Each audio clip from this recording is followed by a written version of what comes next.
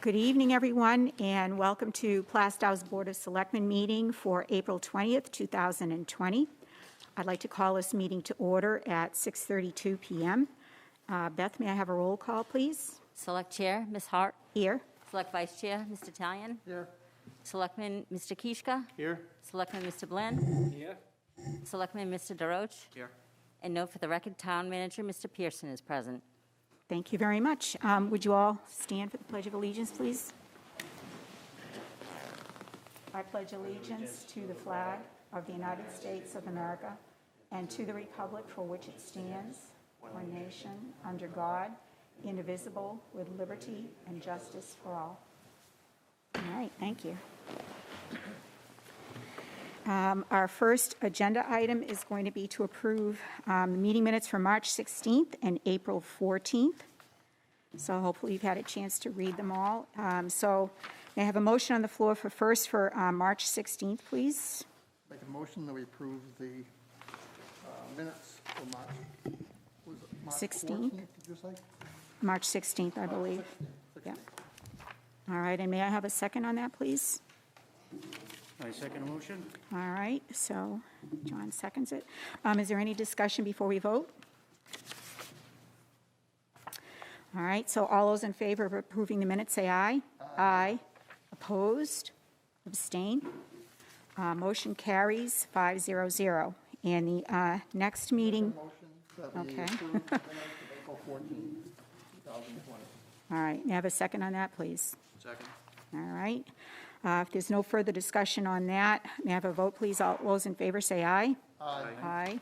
Aye. Actually, there needs to be 2 abstentions on that because neither one of you were there. So I think the vote's going to be 3-0-2 because that was the non-public meeting. Okay. All right. So before we start the actual public comment, I'd like to address the citizens who are watching this Vimeo. So even though we're all practicing self-isolation, please be assured that every one of us in this room has the same concerns that all of you do. We're concerned about being able to take care of our families, and we're also concerned about being able to pay our bills. Our board is entrusted with protecting our citizens. This is our primary directive, and so we will be making all of our decisions based on that premise. Greg Talon, Jay DeRoche, and I attended an emergency operations meeting last Tuesday at the fire station. And among others in attendance were our town manager, Mark Pearson, and both fire and police chiefs. There were also 2 state emergency operations officials, one who is currently working directly for our police chief. Both of these individuals independently corroborated the fact that Plaistow is in one of the top 10 towns who are in the state of New Hampshire that's proactively prepared to address issues that may come up as a result of the COVID-19 virus, which is pretty impressive. Under a unified command system made up of our town manager, our emergency management director, Doug Mullen, and our health officer, Denise Horrocks, our town has prepared an organizational chart of responsibilities, and that includes redundant positions should the primary person be unable to fulfill their duties. Our police and fire departments have been equipped with personal protective equipment. I guess we call them PPEs now. And they're going about their responsibilities on a daily basis with no interruption in services. Our emergency operations are firmly and well established. They're properly staffed and equipped.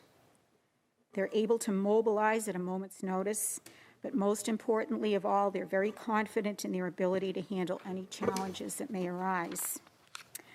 So I left that meeting very reassured that Plaistow is in good shape. But more importantly, I left with a grateful heart for all the courageous men and women of this town who are willing to step up to the plate and put themselves at risk to help other people. To them, a mere thank you can't even come close to what they do for all of us on a daily basis.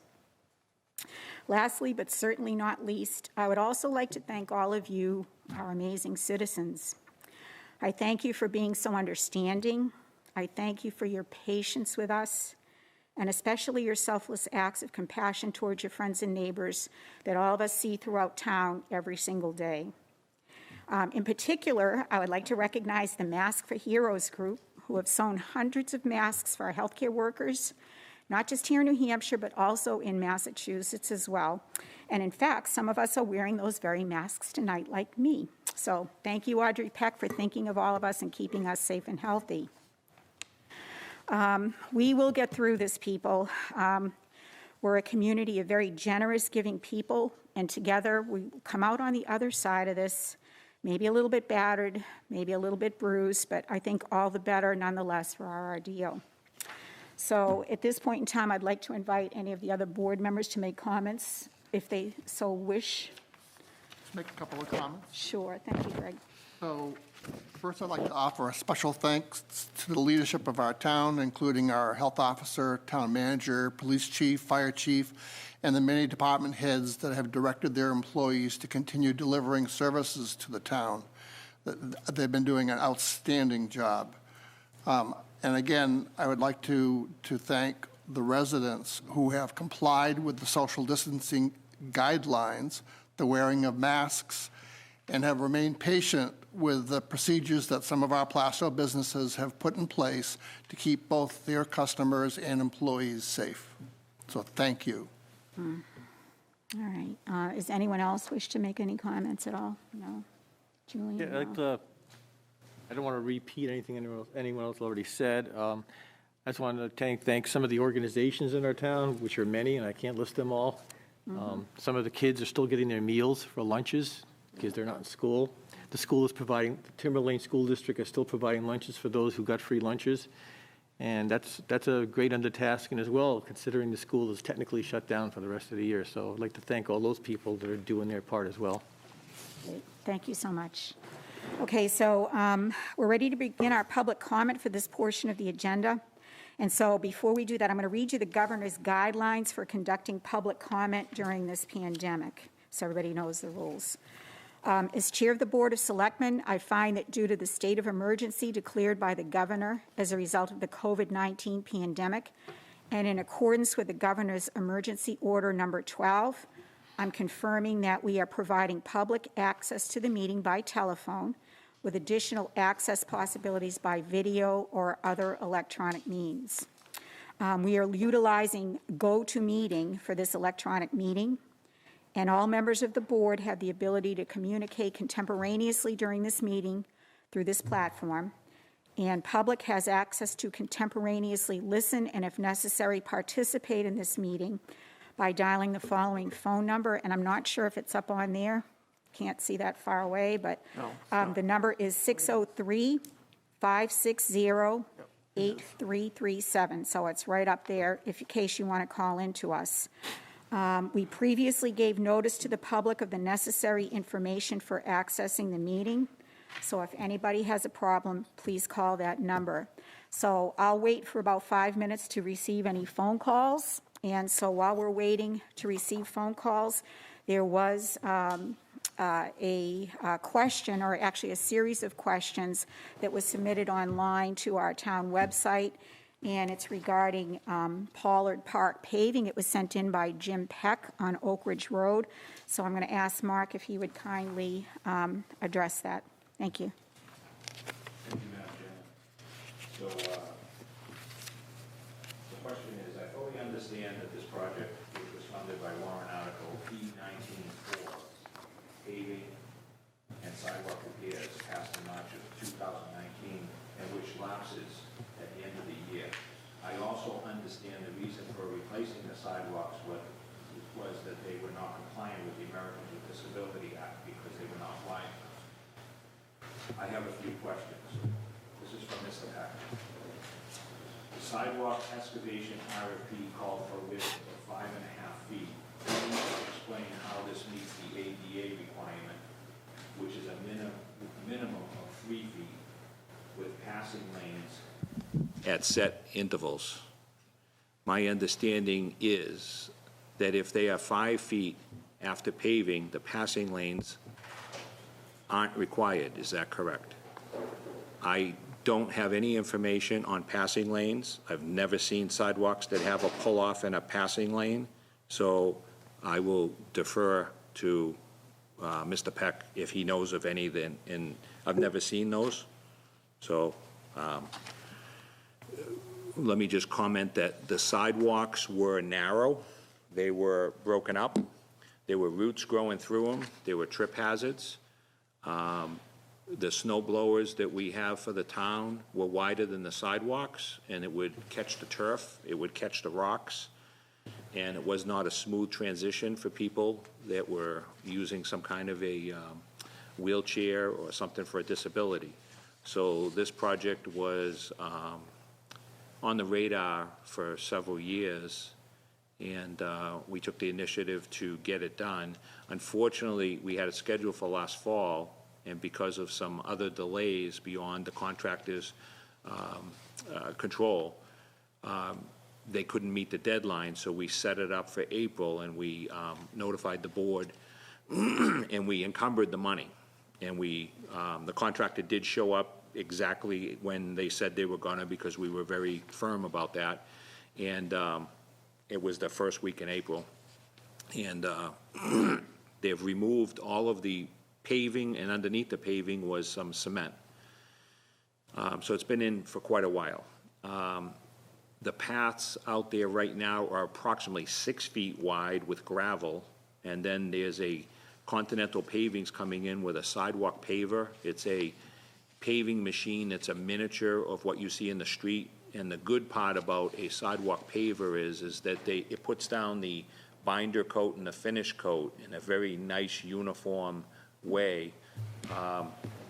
And it's better than the old-fashioned way of wheelbarrows and shovels and rakes, and it doesn't come out as good. So I've personally used a sidewalk paver for a project, and it's really nice. So I expect that the finished product out here with Continental Paving is going to be very nice, and everybody will be very happy with it. And the sidewalks will be minimum 5 feet wide. So going back to the width of the sidewalks, I'm not aware of any sidewalks anywhere in town, even the state ones that are ADA, that are wider than 5 feet. So, you know, I think the 5 feet is the standard. And again, I've never seen a pull-off for people on a sidewalk. I've seen it on Route 93, but I've never seen it on a sidewalk. And I don't think the library has any pull-offs on their sidewalks either. Number two, the warrant article states that the sidewalks in and around Pollard Park will be repaired and paved. Currently, the sidewalk along Park Ave has not been torn up. The sidewalk is about 4 feet and 2 inches. Both RFPs call for 1,724 linear feet of interior sidewalks only. Will the exterior sidewalk on Park Ave be replaced as it is around the park, or will another strip of pavement be added to get to 5 feet?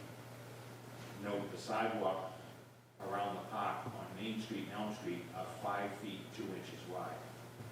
So we had a certain amount of money to work with. We reduced down the project from an estimated $60,000 to $40,000. Sort of evaluated engineering, we worked backwards. I reduced that price down myself, and we told the contractors we only have so much to work with, so this is the maximum amount we can spend, and they came in for that price.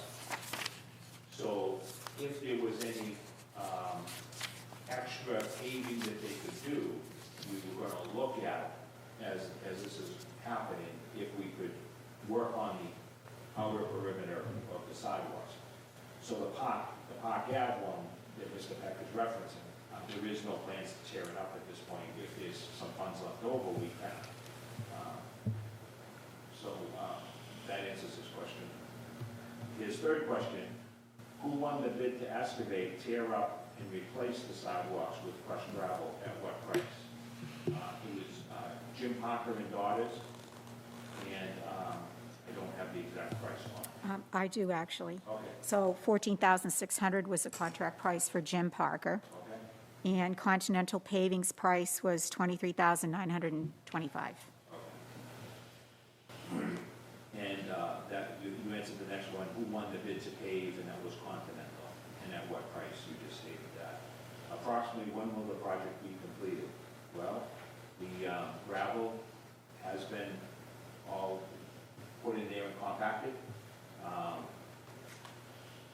Dean Darlington from the Highway Department is going to be putting some conduit pipe in different areas of the sidewalk underneath before they pave, in case we have to transition underneath the sidewalks, we won't have to tear it up. So he bought a whole bunch of conduit pipe, and so they'll hand dig and put those in there for that purpose. That's always a good thing to do. And then the paving will happen as soon as Continental mobilizes their people to come here, because it is ready, as soon as the conduit pipes go in, it's ready to be paved. So they are going to put down a binder, and then they're going to come and put a finished coat over it. And then there'll be some final topsoil around it to bring the grade up to the edge. But I think that everybody will be quite happy when it's done. And this will allow for the two snow blowers we have to be able to navigate on the sidewalks, because they will be wider and they can actually do a better job. And we've eliminated the trip hazards. And for the people with handicap devices, this will be a lot smoother transition. So I think I've answered all the questions, Madam Chair. All right, thank you so much for doing that, and it's been 5 minutes, and no one's called in for public comment, so we are going to move on to our agenda items, and the first item on our agenda is radio equipment funding, and again, Mark, I'm going to ask you to take over that, please. So, what was brought to my attention a couple weeks ago by the fire chief was that they noticed that there was some problems with the microwave dishes and the reception in town.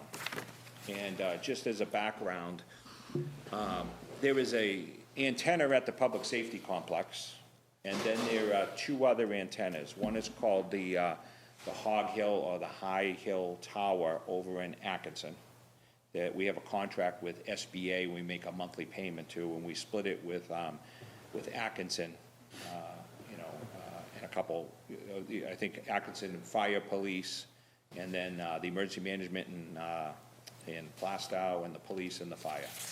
And then there's another antenna over in Haverhill, and that has microwaves there.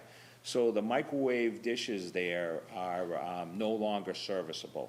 There are no replacement microwaves from that company that are up on those two antennas. So however it happened, they didn't let us know, two-way communication didn't let us know that the ones were not working on the Haverhill. And it was quite some time. So we did discover it. We did have a meeting with them, and we said, okay, tell us where we're at, give us a status, tell us what our options are, and so forth. So they got back to us with two options. We had several teleconference phone calls with them, and before this COVID, we actually had a meeting with two-way communication. So they came back with a proposal. One was an unlicensed version of microwave antennas, and then the other option was the licensed one that have a better capacity and better bandwidth that would work better with our radio console, our base station.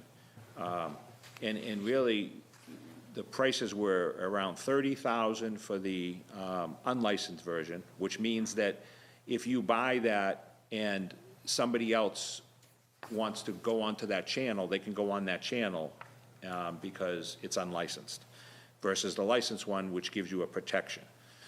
And the other one was $60,000. So I discussed this with the police chief, the fire chief, and both police captains, and especially Chris Wagner.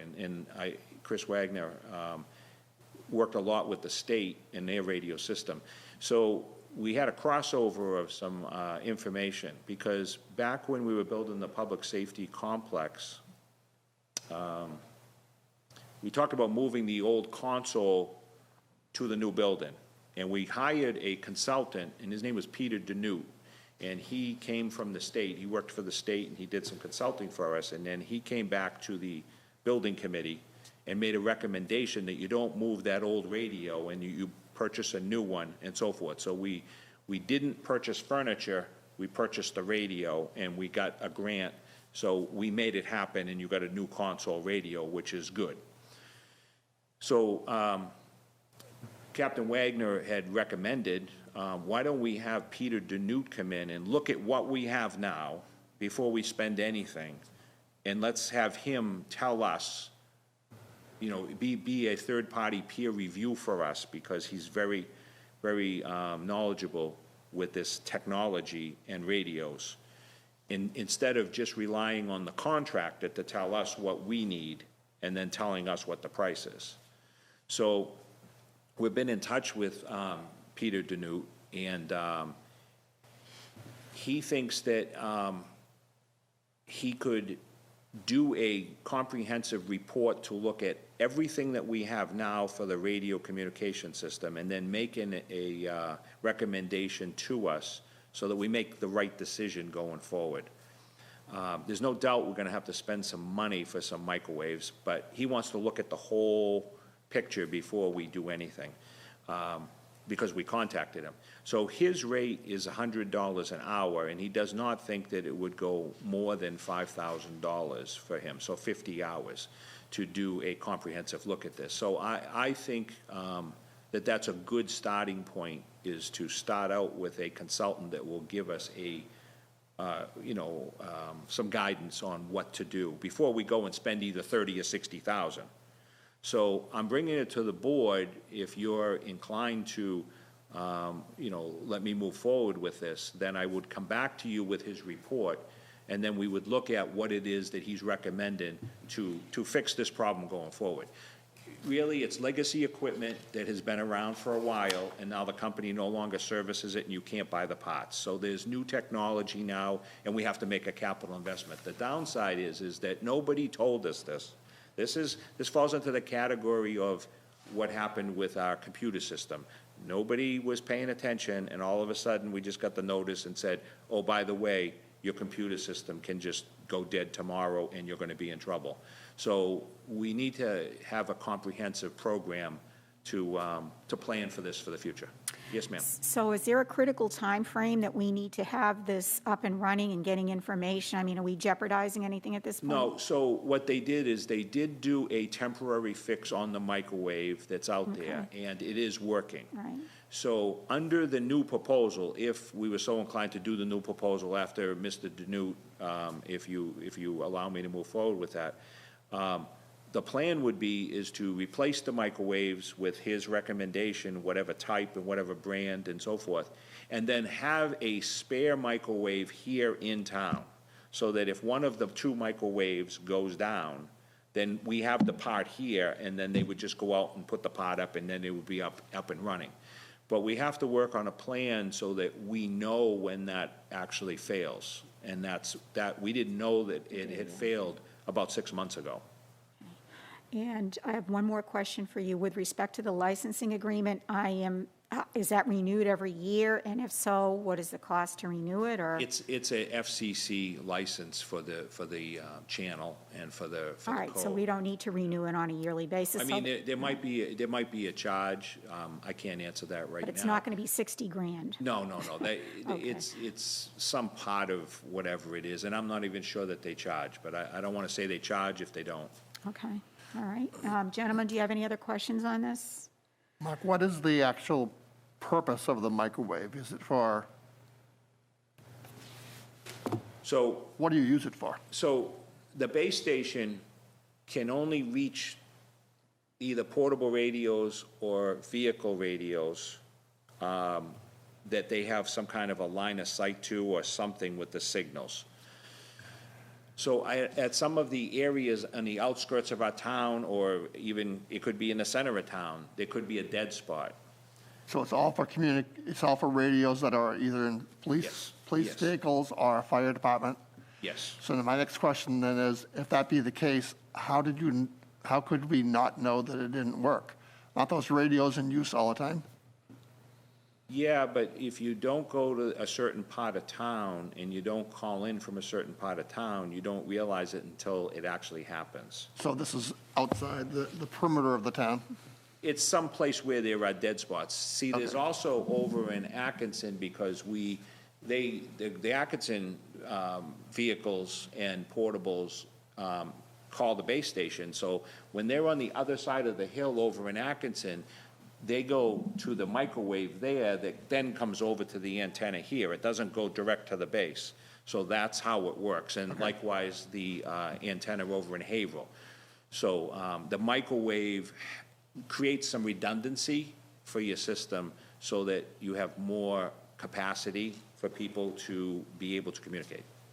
Is there a reasonable test that can be done on a periodic basis, quarterly or something like that, to see whether or not those units are still operational? So that's something we talked about, is how to monitor the antennas to know that they're working, and that would be something I would consult with Mr. Danute about, to see what type of technology's out there. Because we would want to know if one of the two microwaves went down, we would want to know right away. So we have to, I'm going to be asking him that question. That did come up in conversation about of getting notification. All right. Okay, thanks. Any other questions, board? So are you looking for direction from us to authorize you to expend up to $5,000? Yeah, if you want to just do, if there's a consensus, that's fine. If you want to take a motion, I'll make a that's motion that we direct the town manager to spend up to $5,000 to determine the microwave needs assessment for the town. I'll second it.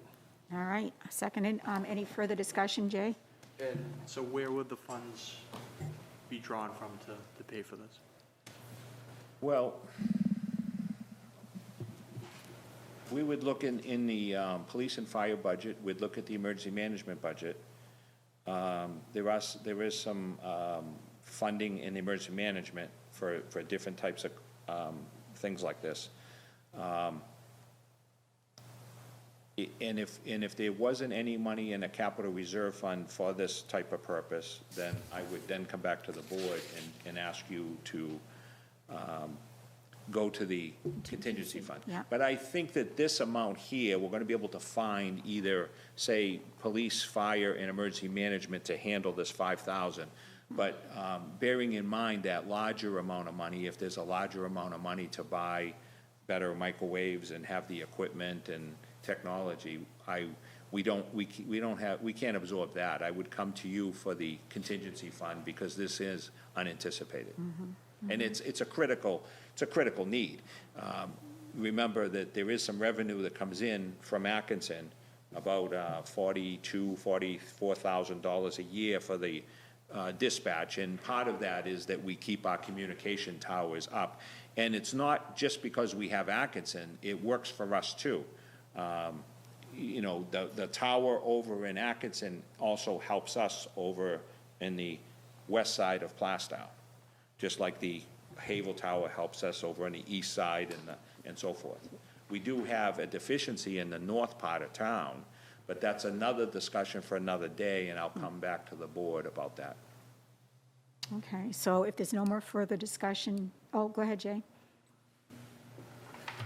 So we granted you authority to spend some money out of the contingency fund, and since this is unforeseen, would you be able to utilize those funds just to do this, Sure. the scope of work, and then we would go back to that for possibly the Sure. the microwave? Sure. Okay. Sure.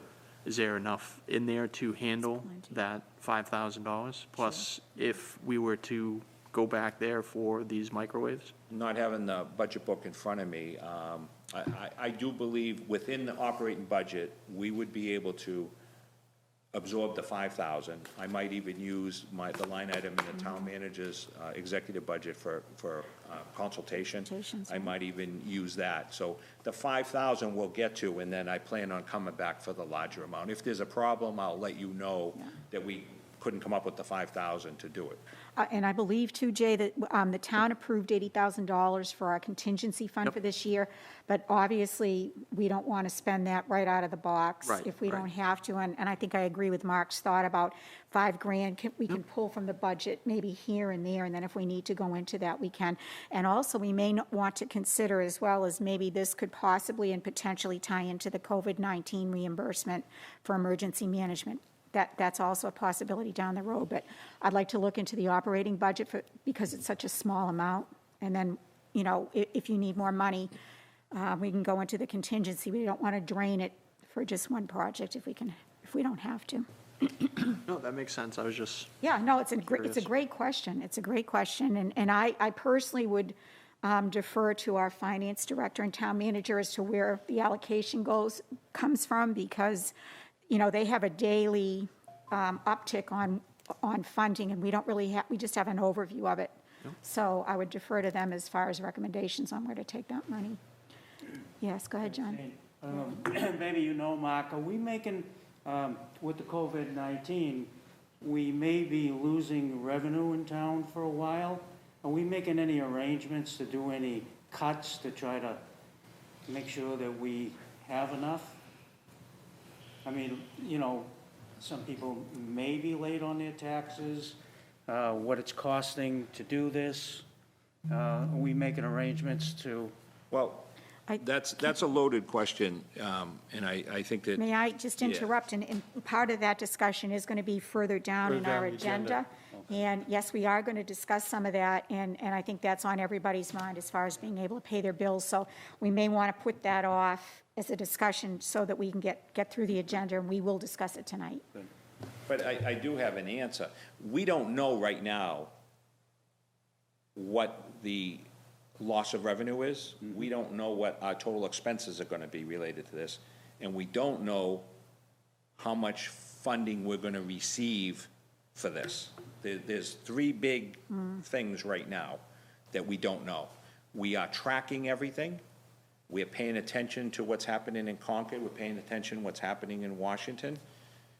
We're in contact with our leaders in the state and our senators and our representatives, and it's too soon to tell. But I know that we'll have more conversation later on in the agenda. Definitely. And I know that you recently sent the report to the governor about expenses and things up to this Correct. point. Right, Yeah. so there was a reach out to all the municipalities, towns and cities and counties.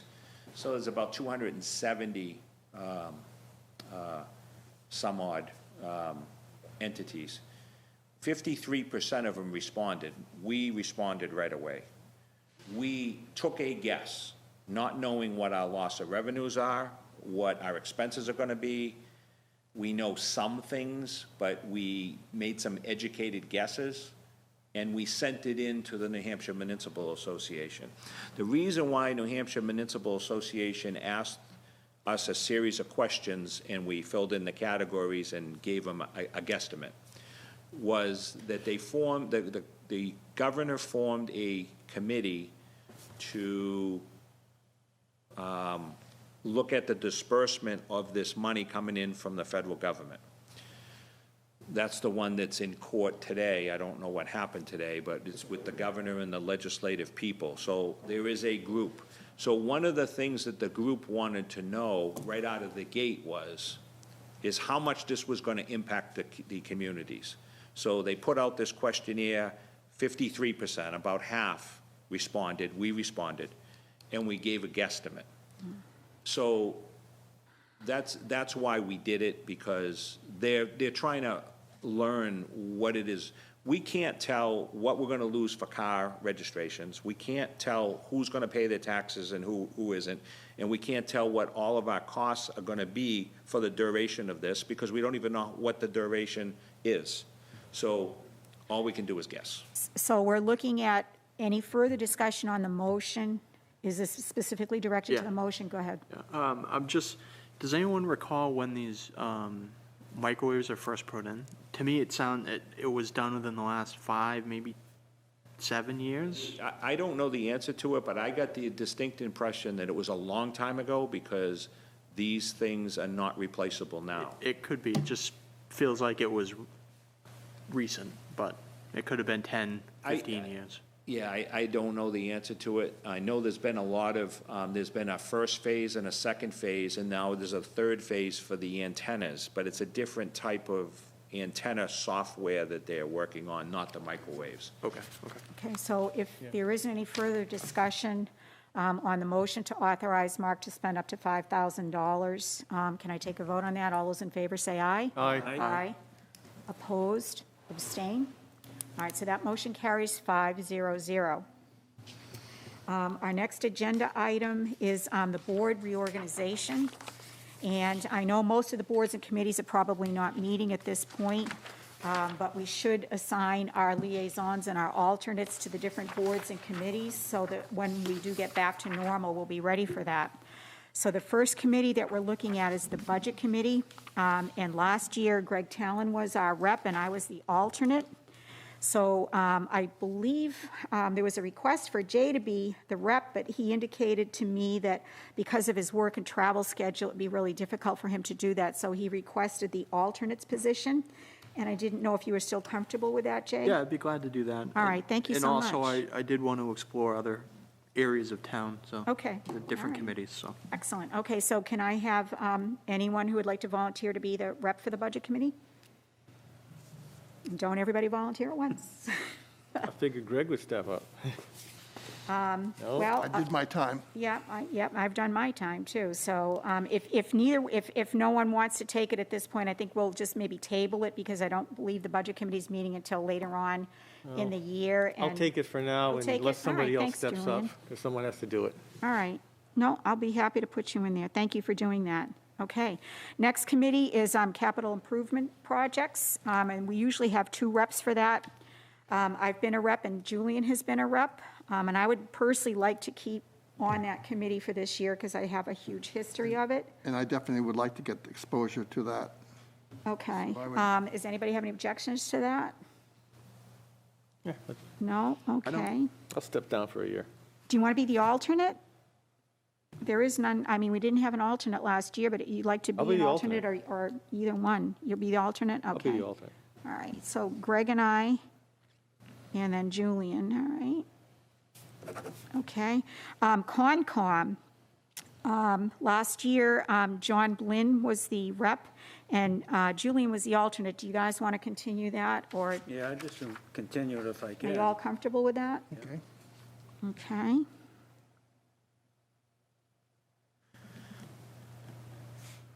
Okay, and the next one is the Highway Safety Committee. And Julian, I think you were the primary on that. And you want to continue to keep that? Yeah, it hasn't met in a long time, No, probably not. even prior to this. No, I know, but now that we have kind of new boards and new blood in here, I think everybody's going to be really conscientious about making sure that they meet on a timely basis. Does anybody want to take the alternate position for that? I'll do the alternate.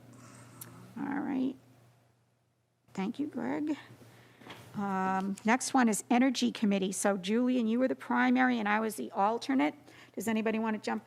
I'll Do you keep, want, I'd like to jump in. okay, what would I'd you, like to keep the primary.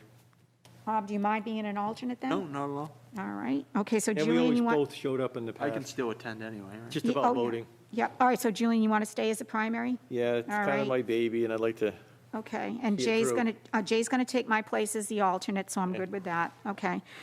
Planning Board, I was the primary and Greg was the alternate, and I personally would like to stay on that committee because I have some continuity to it, if everybody's okay with that. I'd like Got it. to stay as the alternate. And you, okay.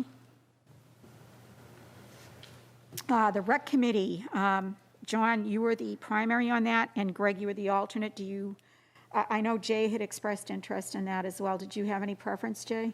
I could do the primary or alternate. If John wants to stay as a primary, Why don't you want to take primary, I'll take alternate? I can do that. All right. Greg, you okay with that? Yep. Okay, good. Cable Committee, the only one on there right now is Greg, and I don't think there's an alternate on there if anybody wants to take that. I'll take alternate. I haven't been on that before. Okay, all right. Cool. And you're taking Yep. primary? Yep. Yeah, okay. And then Elder Affairs, John, you were the primary on that, and you did a really great job all last year with that. Did a Do you very want good to job. keep that? And I had some good lunches, too. See? All right, okay. And Julian, you were the alternate. Do you want to keep that, or does anybody want to jump in on that? Or do you want, Nobody wants it, I'll stay on it.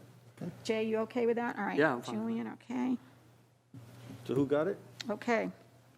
Historical Society, I was the primary and Julian was the alternate. I don't mind keeping that if that's okay with everybody. If anybody would like to change that or continue that. Julian, you want to stay as the alternate on that one as well? Okay. Unless anybody else would want it? No? No? Okay. Okay, Hazmat, Julian, you were primary on that, and I'm guessing that you want to stay. I'll stay on that. All right, and that's kind of down below, all right. And we didn't have an alternate for that. Does anybody want to pick up the It used to be, I secretary? think it used to be Steve. Yeah, so there's a vacancy. So does anybody want to pick up the alternate position? You do? Okay, thank you, John. REDC, Regional Economic Development Conference. Greg, you just got voted in as the primary for that, and I'm guessing you want to keep that? No, You do not? no. Okay, does anybody want to take over that spot? Take it. Julian? I used great. to be on it. Yes, I know, and they'll love to have you I back. stepped down for a Okay. year. Does A year for a anybody, break. does anybody want to take over the alternate from Julian on that? It's really a good set of meetings. It really teaches about economics in the area. When does it meet? Is it quarterly? Quarterly. Quarterly? Like Yeah, what it's time not- of day? It's Is it during- usually around lunchtime on quarterly, Yeah, so it might every not- 3 months. Yeah. It's a lunch meeting. Here? It's No, different it's in towns various depending on which quarter. places, yeah. I could be an alternate. Okay, If I great. just had enough notice, I could make sure I Yeah. could be For there. All right, anybody, it's a great. great educational opportunity Yeah. to learn about how other communities handle things. Yeah, I agree, Julian, and you gave me a lot of really good help when I was on there as an alternate too, so thank you for that, and I think you'll enjoy it, Jay. Okay, town report, we need 2 reps on that. Julian and I were on it last year, and I believe the chair has to be on it as a rep, but would someone else like to do it as well besides me? I can be alternate if you want. You'll be all right, well, actually, there's two main ones, so, but we only meet like, I think, 2 or 3 times in a year, and we don't Okay. even do it until September, could- so. I could be the second rep if, Okay, Cool. great, thanks, Jay. Greg is alternate? There's 2 main reps, and there's no alternates. There's no There's alternate. two All main right. ones, but if Greg can't do it, Jay will that's jump good. in, which will be great. Okay, track committee, I was the primary, and John was the alternate on that. Does anybody have, I'll be happy to give it up, but otherwise, if nobody wants it, I'll continue it. When did they have a meeting last? Well, we had a new chair, and we adjusted the meetings quarterly because there wasn't really much to talk about, but I will have to get in touch with Max, who was the chair for last year. They haven't reorganized yet, but we're going to have to have a The meeting. waste. This is the waste. yeah. Yeah. The track is the waste committee. Oh, yeah, I thought you said is a waste. I No, was no, gonna no, say, no, no. Yeah, I that's the was waste trying to committee, understand. yes. It's the yeah. waste committee. Trash I'd like to trash be and the- recycling, I yeah. think it's going to be a big thing now. I don't know It about the is, so I'm contracts gonna- up, and yep. there's a lot of problems with Yep. trash and So- recycling, and there's a lot of big decisions to be made. But Jay Go ahead, Jay. suggested he wanted to be the alternate. No, I'd like to be the alternate. if alternate, okay. possible.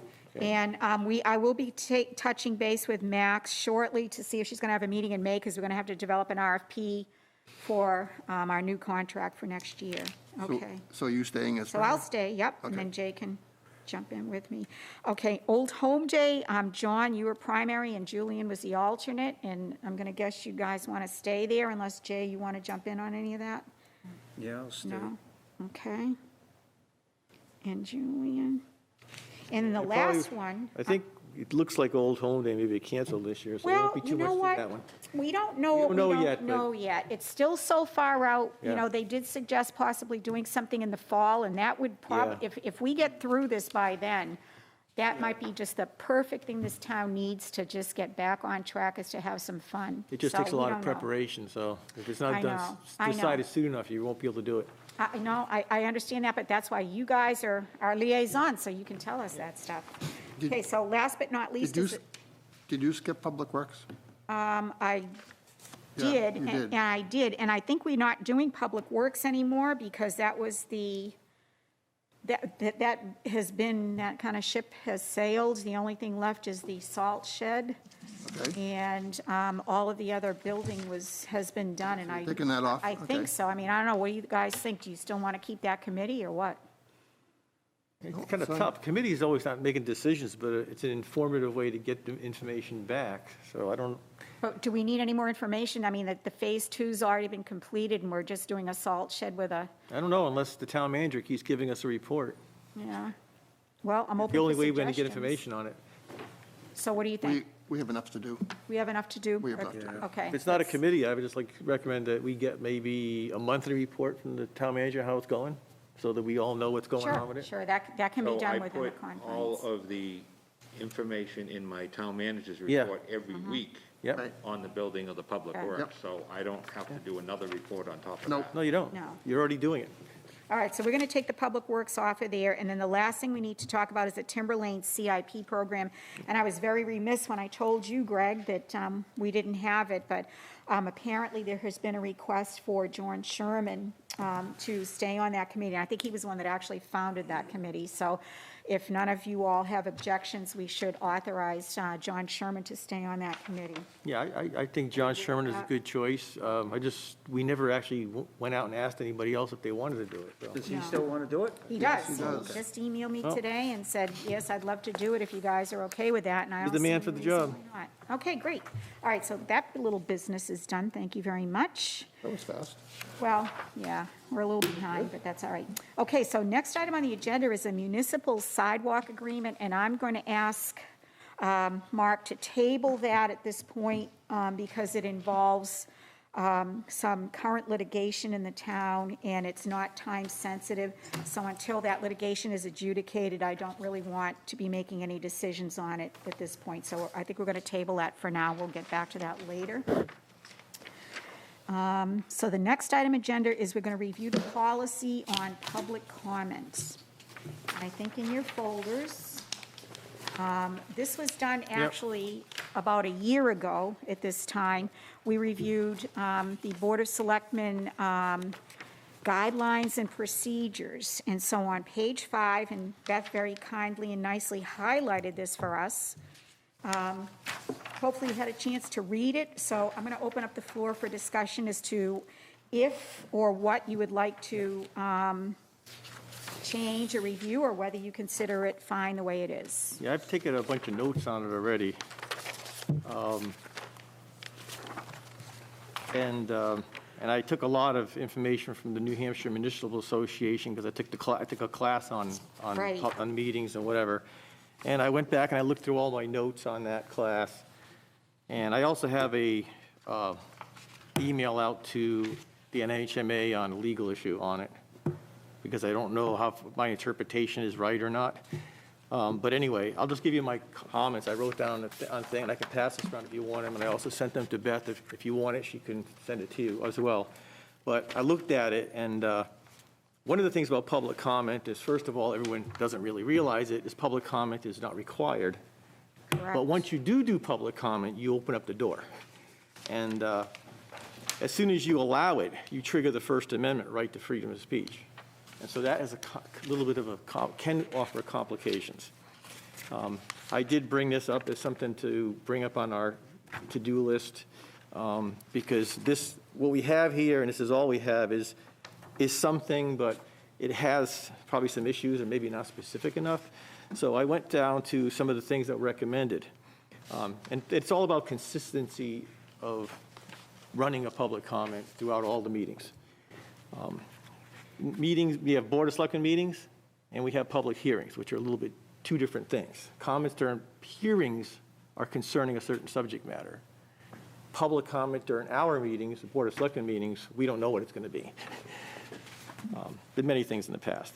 Anyway, it recommended basically 2 to 3 minutes to be allowed per, and this is not something I'm not deciding, it's going to be decided by the board, but 2 to 3 minutes to allow a certain consistent amount of time for someone to make a comment. Now, a lot of it's quite common to be 3 to 5 minutes. But in order to keep a meeting going, you can't have it last too long, because there's a lot of other business that has to be taken care of, and especially in these times when we're probably not going to have as many meetings. There's probably a lot of things we're going to have to resolve. So we don't want to hold up meetings with public comment, but we want to have them. So the time limits can be set differently for public hearings. And like an example, like during a hearing, you'd say, well, we'll accept comments from the public now on the proposal to replace the stop sign with a traffic light at the corner of Main and Elm as an example. And you're being specific on, you're already specifying this is what you're going to talk about for your comments. And the time period can be changed by the chair depending on what the hearing is about. Okay, can I Yeah, just yeah. interrupt you for that? Because that's exactly what this says, is the Yeah. chair may place limits on the timing of public Yeah. comment.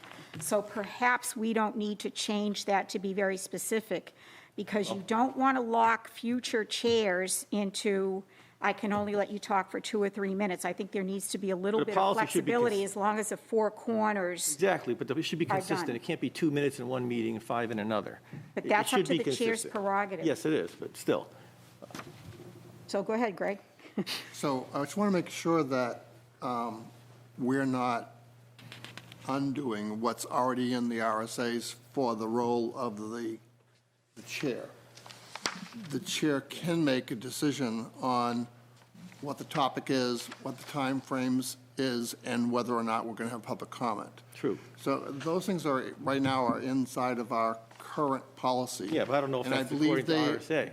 Let me Let him finish. I believe they agree with what the RSA say. So if we're going to change things to say people can talk about anything, we need to be able to make sure that that's okay with what the current law says. Well, here's what I did get out of the training I had. You may put a reasonable time, place, and manner restrictions, but you cannot put any restrictions on the content of that speech. Correct. Once you do that, you violate the First Amendment, once you Correct. open the door. So you have to be really careful. Now, well, my question is, I'm looking at the wording of what we have, Okay, and specifically the what chair has Julie- the right, according to the wording we have, to say you can't talk about that subject. It says that. I disagree. It says members of the public at meetings wishing to speak can only do so if recognized by the chair and may place limits on the timing of the public comment. It doesn't censure the content of it. It says you may place limits on the timing of the public comment along with the length of time and the content. So, Once you put the word in content in there, you now have been given the Well, it depends power, on when you according do- to this, which I don't think is right. it but- depends on when you do it. Yeah. So if you're saying, I'm opening public comment, you're correct. People can speak about whatever they want to. So the more correct thing would be, yes, we are now going to have public comment, and because of the agenda, we will entertain comments about anything on the agenda. Right. If Exactly. you do that up front, then you're covered. Do you But follow? what- I Yep. understand, but then it goes on further. If you don't get to speak during this meeting, you have the right to go to, well, it says, members of the public who would like to address the board regarding an issue not on the agenda, all right, should make an appointment with the town manager to be on the agenda in the future meeting. Right. Such appointments are subject to the approval of the chair. Now, the chair could disapprove it then. That's Yes. You correct. basically have a single point, you potentially have a single point of, we've lost the word, single point of, Can I help you? know what the Seriously, word can I is. help you?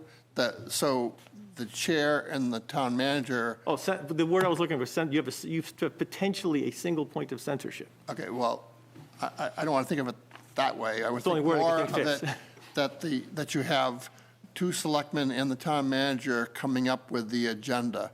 So if we have a person who wants to speak, we can modify the agenda to put that item on there. I don't really think that it's an issue of one person just saying, no, we're not going to talk about that. I think you have 3 people talking about the agenda, you're going to say, well, this makes sense that we really should allow this person to speak. Well, it says the chair makes the Right. decision. Well, I So understand that. if they get shut down during a regular meeting, and then they get shut down where you can't, I'm not going to put you on the agenda, there's no appeal process either. So basically, it's end of story according to what this paragraph says. Maybe it's not intended to be that way, but that's what it says. The chair is responsible for getting done the work of the town, number 1 priority. So if the chair is not accomplishing that, or if the chair is not being fair, the chair can be removed. Simple, that's real simple, right? I mean, if basically someone's coming up and saying, I went to the town manager and I got on the agenda and the chair just took me off, the rest of the board can Yeah, now correct that. you're taking an extreme measure to remove a chair. And it's only happened once that I know of in this town. I'd rather not see it happen again. Well, I And- don't want it to yeah. happen either, and I'm not looking that is going to happen. I'm not expecting it to happen at all. I don't have any concern whatsoever that would happen. But in the future, if it ever did happen, if we had a dictatorial chair and they were basically said, no, you can't speak, the chair could, the board could take care of that very, You very agree quickly. that there's a loophole here, so why leave it? Why leave that potential? Well, then what are you doing? Are you going to vote on who can speak by the board's vote? Well, that's That's what why you have the I chair. put this question into the NHMA, and I haven't got my reply yet. So Yeah. I just want to make sure it does conform with the proper rights, with the RSAs and Yeah. the right to speech. And I don't know the answer because I'm not a lawyer. But the way I'm reading it, is you could potentially shut somebody down, and it'll just happen that way. And really, and the person's not violating our rules because it says that. But you can't, I mean, think about what you're Yeah. saying, Julian. An individual who does that is not going to end up being the chair. Seriously, they're not going to end up being the chair. If the person is going to be doing something wrong and not have the confidence of the rest of the board, they're not going to be the chair anymore. Am I missing something? Well, I'm just saying, the thing I learned is So what I'm I not, learned. So I'm so going that's to, why I'm not concerned. so I'm going to limit this discussion. I Here think you it's go gone again. on a bit too long. Here we go again. No, I'm No, just you're going to doing it limit the again. discussion. You I'm didn't let going- me finish. Okay, go I had ahead. other points. Go ahead. I said I didn't have the answer to this, and I'll get an answer from the New Hampshire Municipal Association when they respond. Well, all right, so that's It's not a matter of our opinion, it's a legal question. So let me All right. ask you, when did you ask I sent it out today. I didn't get Sent it any out phone calls. today? I sent the phone calls out, I looked at it, I sent it out early, I sent it out today, I didn't get an answer yet, and I don't expect to, but, so there's no decision on that. But I did all right. learn that we should have a set public comment policy when you enable it, Mm-hmm. so that it's clear. So I guess, so another couple of questions that I do have for you is when you And you sent could have this out- rules like, Excuse me, please don't interrupt me. I just wanted to ask you, did you send this policy verbatim to the NHMA Yes, so that I they did. could look at our policy as yes, well? I So he did. can I make a sent decision on exactly that? what's in highlighted. All right, so if we Francie? don't, yes, go I have a ahead, Jay. question. Julian, in your research, do other towns have a public comment policy that you know of? Well, I only know, I talked to Mr. Buckley, that all the towns that he knows, they have set policies. Okay. And, there are things you leave open, because things can change. It doesn't say, if I say the normal comment is 2 to 3 minutes, it doesn't mean you have to stay to 2 to 3 minutes. You can make exceptions. Right, Those- right. Those leeways are there. Then why don't we table this and, Exactly. wait for your answer from NHMA, and then, maybe we can look at some other towns and see what they're doing, and maybe we can try to incorporate something like Yep. that. Because Agreed. you can put in writing suggestions like, you shouldn't permit people to talk multiple times until everybody has spoken. Everyone gets a turn, which is normally what we try to do, but it's not really specified. And, there's things you can specify to make things clear. It's no longer due to interpretation. It's just a set of rules that everybody knows. And then it makes it easier to enforce without arguments. All right, I like Jay's suggestion that we should table this discussion. And I agree. So hopefully we will have some kind of information next month for our next meeting. And so I will put you on the agenda for that. And then we Yep. can read what his interpretation is, and we can put a vote on whether it's proper or not. All right, okay. The next item on the agenda is the extension for elderly exemptions. And I believe Mary Beth had requested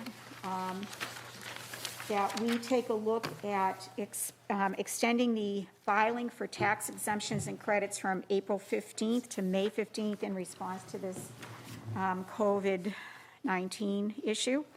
I personally don't see any issue at all with that. I think that allows people to have a little bit more time, especially during some of this economic turmoil, for them to look at extensions and exemptions. So I'm going to put that on the floor for So can I discussion. ask Excuse me, Jay, Go ahead. I'm sorry, first. go Yeah. ahead, Jay. I just have a question.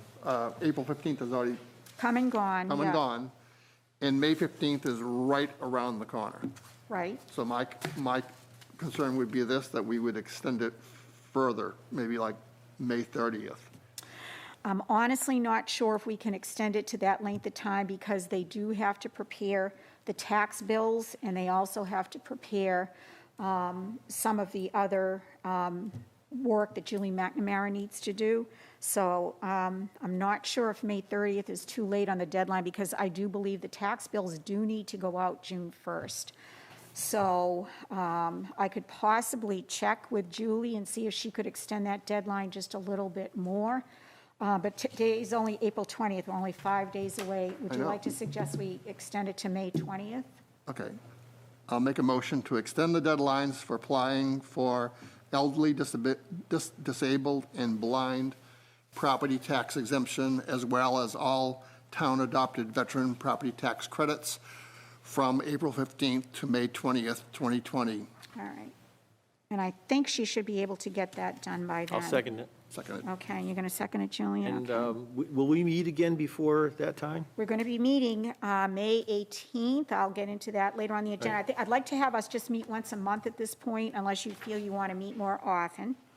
But that should be within enough time to get any information. And if there's any snafus with that, I will email the board on that. We're going to vote on it? So if there's no more further discussion, no? Okay, all those in favor, say aye. Aye. Aye. Opposed? Abstain? All right, that motion carries 500. Okay, next item on the agenda is discussing interest and penalties for property taxes. So the reason I put this on the agenda is, as I said earlier, the tax bills will be going out June 1st. And there's a lot of stuff that can be happening between now and then. So Greg very nicely forwarded to you all, I believe, the information that Julie McNamara gave us last year with regards to the difference between a tax deed and a tax lien. And you should also be aware of what an exemption is versus an abatement. So if you would all kindly look that over so that we could have a little bit more of a better sense of preparedness, we should be making a decision on that for our meeting on May 18th. The governor has also issued an executive order, it's number 12, issuing some guidelines for us as to some of the things that he has waived and some of the things that we may do. So if you guys could kind of research that or just bone up on it so we all know what we're talking about, we will be discussing that May 18th, and it'll be a little bit more information that we'll have a month from now. And I want to thank Greg for taking the initiative to do that. You're already spoiling me and doing all my work for me, so thank you, Greg. I appreciate that. So if you have any questions on the deeding or any of that stuff, just either get a hold of me or you can speak directly with, So do we- with Julie. You did not get that? Thank you. Ah, all I'm right. sorry. I'll make sure that you I'll get forward that, a it to you. copy of that as well then. Okay. So we need a motion for this? No, I am just bringing it up to the No, board no, because no. I'm. When we have this the coming At coming May May 18th, meeting, we will we'll be need a making motion for this. decisions with regards to Because I think taking, it would be helpful, as well as looking over the material we have, if we have some kind of draft motion that we can also share with the board so we can see what we're going to be voting on. absolutely, absolutely. And we will be making a motion on May 18th for whatever decisions that you all, the board has made as to how we want to be handling penalties, interest, deeding, liens, et cetera, et cetera. But I just want you to get some background information first because it's really complicated, and I know I have to read it a few times myself to make sure I understand what the difference is. Okay, so everybody else? I've read it 3 times already. Yeah, I know, well, yeah. I've read it a million times too, and I still have questions sometimes.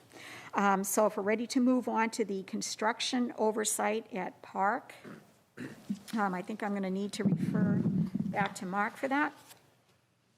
Thank you, Madam Chairman. So, there's been a lot of talk over the last couple of years about Park. One discussion was about the drainage and improvements to the drainage to make the fields more usable. The next discussion was about the grant that was received to make trails in the Mount Misery. And then there was another discussion about building a softball field and using impact fees. So there's a lot going on out there. So it's 3 projects kind of rolled into one. And within the project is also additional drainage that would be put in with the construction of the softball fields, that you could use the impact fee money for that because it's related to the new use. But some of the other drainage work improvements that aren't related to the softball field but related to the fields is in the operating budget, because I put that in there last year and for this year. And then there's also a turnaround for a vehicle behind the, between the pavilion and the concession stand building. And then there's a path that goes out to start heading towards the Mount Misery Trails, which is where the grant is. So there's a lot going on. So we have the set of plans for the softball field, and that is out to bid right now, so that we'll know what the price is for the softball field, for the drainage within the softball field, and what the cost is for the drainage that's not part of the softball field, and then for the turnaround and for the gravel path with drainage out to start the grant portion. But what hasn't happened is really to come before the board to get a universal vote to move forward with this. And I'm gonna bring the contract back to you with what the costs are gonna be, because it's advertised with an RFP. There's a set of plans. It's been done by SEC and Civil Design, so that whoever's building it is gonna build it to the specifications of an engineer.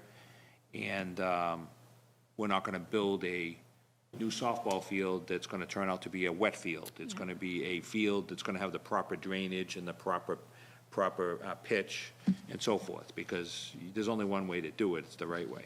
So what we never talked about was construction oversight.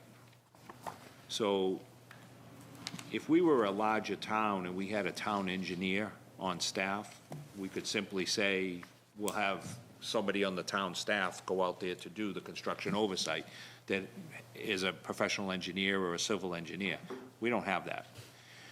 So I asked for from Civil Design and SEC, what would they charge us to oversee the construction once it happens, after I bring you the proposals, and you can award the proposals or the bids to whoever's gonna do it.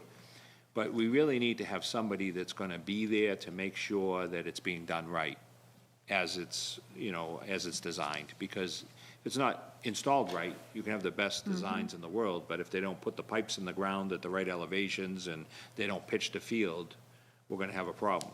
So I contacted Jim Hanley, and D&I did, and what you have in your package, I think you have got this here, is a proposal. And the proposal is round numbers, because they list what it is that they would do. There's 3 phases of it, 3 descriptions. Task 1 is the construction control for $1,200.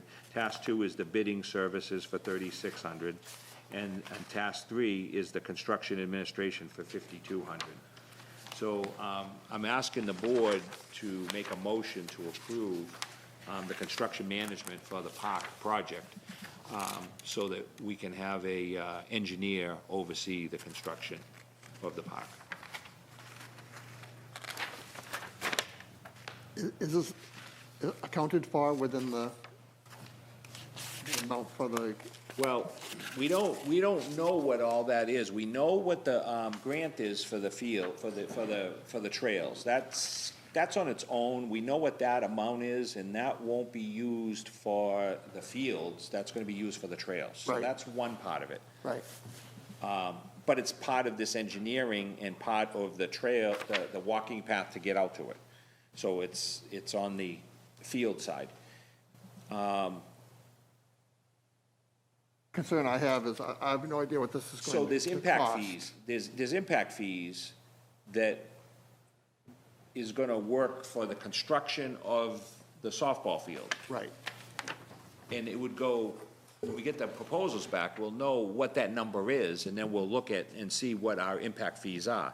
It may be a case that if the proposals are higher than what we have for impact fees, then we're gonna probably look to say, well, maybe we don't put up, you know, some fencing, or maybe we don't do something to make it happen so you can get the bulk of the construction done. And then we can look, the board can look for additional funding. And then you have the recreation capital reserve fund that you can look at. So those numbers, we don't know what they are yet because we've put it out to bid.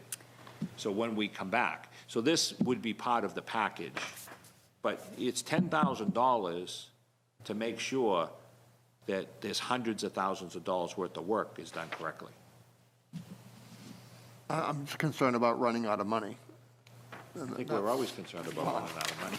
We always are, right? But if we funded this project, we kind of know the work that we want done. And maybe we underestimated it. If this is a good thing to do, to get an engineer that's gonna be able to track all this and make sure the job is being done correctly, then that should have been part of the overall project. So if it was gonna be, a couple of thousand, or $3,000 or $4,000, but $10,000, that's gonna cut into some work, I would think. So one of the things that I did in the documents that went out for RFP is that I've got my eye on the material that's over at the highway garage. There's piles of stuff during the construction, and my intent is to have that material processed. There's a loamy material, there's a gravelly material, and then there's other material. So that's going to be paid for out of the funding I have over here. It needs to be done anyways. But in the RFP for Park, I put a provision in there that the contractor may be directed to use material that the town already has on hand instead of going out to buy it. Because if we have some gravel material, we can use that instead of them going to buy material. So that would affect what the cost is. The other thing is when they strip off the loom out there at Park to put in the drainage and to put in the gravel, because they have to bring the grade of the current site up higher. So if you know anything about loom, it's black gold. It's worth money. So we also put a provision in there that we own the loom. So if they strip it off and have 200 yards of material, but they're only going to need 100 yards to put down to seed it, we own the 100 yards, and we're not going to let a contractor take that away as part of the construction, because that happens. Right. So we're managing material, we're going to manage material with this project. So I think it will actually drive prices down and not up. So you think we'll have enough to cover both the You know, I development really, as I don't well want to, I don't want to go on the record to say that, because I don't even know who's bidding on it, and I Okay. don't even know what the prices are going to be. To me, it's not terribly complicated. Yeah. To me, to strip off the loom and then put in the drainage and then bring the grade up and then, make it a softball field. But there's some standards, AAU standards and softball standards, so, it's more complicated than that. But we need somebody that's going to be out there checking on it to make sure it's done right. Right, I'm 100% agreeing with the need. I have not a problem with that at all. I think it's a really wise and smart thing to do, to do something like this, if we don't have a person with that expertise in the town. The only concern I had was, this money was hard fought to be able to put those improvements in the rec area. And I'd hate to see, well, we can't build the entire field because we spent $10,000 for this one individual to care of watching the work be done. I just want to make sure that we have enough money to do this project. That's my only concern I have. I think we're gonna save the $10,000 by managing material. That's all I wanted to hear you say. I'm good. So I guess I also have a couple of questions on task 2. Can you flesh out what bidding services is and what it means? I'm not sure what we're getting for $3,600, because if we're developing our RFPs and we're sending out the bids, why are we paying this guy $3,600 to review a bid, I guess? Can you flesh that out for me and tell me what that really means? Because I don't really see it in the confines of this agreement here.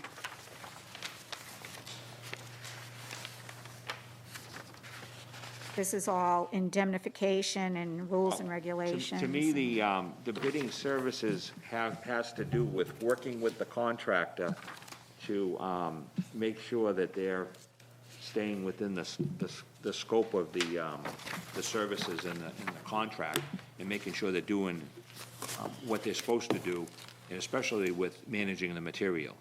So, Wouldn't that be under construction administration? It seems like it's double dipping to me, and I don't know, but I'm just raising the question. so let me just say this. I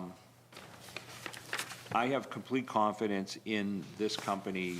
They've done the work for us for the public safety complex, for the public works garage, and several other projects. I really looked at the 10,000 with how much time they're gonna spend out there on this project to make sure it's done right. I didn't look specifically at the bidding services. If they were here, they could tell you in detail what it is. If you want, we could have them come in to the next meeting, or we could have them join the meeting virtually, and to answer your question for the next meeting. It's up to you. Gentlemen, what do you think? Yeah, that makes sense. I'd like to know more. Yeah, I'd like to. Yeah. Yeah, an answer makes sense. It's 3,600's a Yeah, good chunk of and I change. guess my last question that I had is would this be paid for within the scope of impact fees, because it is technically part of the improvement of things? I guess, I think Greg raised a concern, I think we all have a concern of, the hard-fought money that we're spending and continue to spend at Park, and we don't want to shortchange the project vision, because we're kind of getting nickel and dimed here with all this stuff, or at least that's just my opinion. So if we could have these people kind of give us a little bit more information on exactly what these tasks involve, that would be helpful, because I honestly don't see them outlining it in this. Beth, would you be able to contact Jim provision for Hanley and agreement. have him come in for the next meeting to answer Thank you. not only this question, but other questions that the board might have about this? Yeah, are you all in agreement, the rest of you? Yeah. In doing that? Go ahead, Jay. When I thought there was like 19,000 in impact fees. Was that a roundabout number? $19,000 in impact fees? It's a lot Thought more there than was a that. lot more It's than quite that. a bit more than 24. that. I No, thought it's- there was like 70-something thousand. There Yeah, but is. there's a certain amount that's set to expire by a certain date. Right. Yeah, we have to use that this year. Now, Yeah. you. Will that fall into the scope of, Oh, sure, okay, sure. all right. And how different is this from the highway garage, where this to me reads like we're contracting for general contracting services, so someone to oversee the entire project. So with the highway garage, we didn't have a GC, I think you managed that, correct? I did. Your level of expertise allowed you to do that, so you're saying there's the planner or the building inspector or another person here in town is unable to properly oversee that project? Or the constraints that are within that project to make sure that it's done effectively? Correct, because the big thing out there, to me, is to install the drainage properly, to tie it into everything that's there, so that we can continue to improve the drainage. We had good success with what we've done so far. Now, this second phase is to really make it work.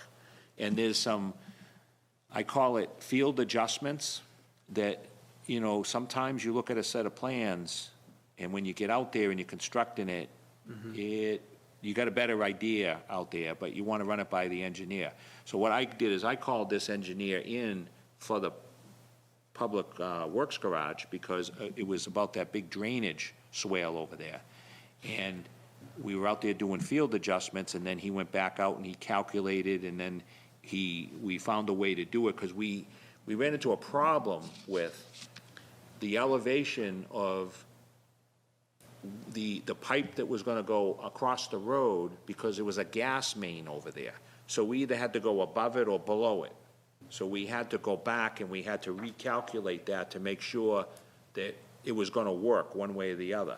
And we found a solution, and he certified it, because, so things don't always work when you take out the plans. Another issue I ran into over there was I had the plans for the building, and I told them we wanted windows in the front, and they put a big X brace right where two windows were gonna be. And in the front of the building didn't need an X brace because it had a mezzanine that tied everything in. In fact, the back of the building only had one wire that did this. So I had to have the welders cut the X brace out and weld it in on the back wall. So, you know, but I was able to do those types of things there because of my background to do that. But as far as the softball fields, I'm gonna tell you right up front, I've never built a softball field or a baseball field. So I'm gonna tell you. That's hard to believe. Yeah, I don't wanna do it. I've been in done. charge of a ballpark, but not the construction. Yeah. Just one more comment, Francine. Sure, go ahead. I have the same concern as far as the funding and stuff, and, you know, I want to make sure that it's done right and, you know, within the scope of the project and the funds that we have available. So if we can maybe handle the bidding process ourselves, and hopefully they'll be able to answer some of these questions, maybe we can save a little money there, but I'd like to see this project done to completion. You know, we're not cutting, you know, let's just get it done. We're not cutting on fencing or just get the project so we don't have to come back in another year and So say, we need more money, you But know? the board is worried about running out of money. It very well could come in with the bids that it's on the Yeah. underside, and funding isn't a problem. Yep. Because it's competitive bidding and it's sealed bidding. Are you finished? Yeah, I'm done. Yeah, go ahead, John. Thank you. Mark, why do we need the two engineering firms? They're related to each other. They're partners. So SEC, for instance, went out there and did the topographical and did the surveying, and then the other part, civil design, did the calculations for the drainage and so forth. But it's really one company. They're joined at the hip. All right. So it's not two, it is two companies, but they would, Change the price. they would share resources to get the project done. You wouldn't be paying each one.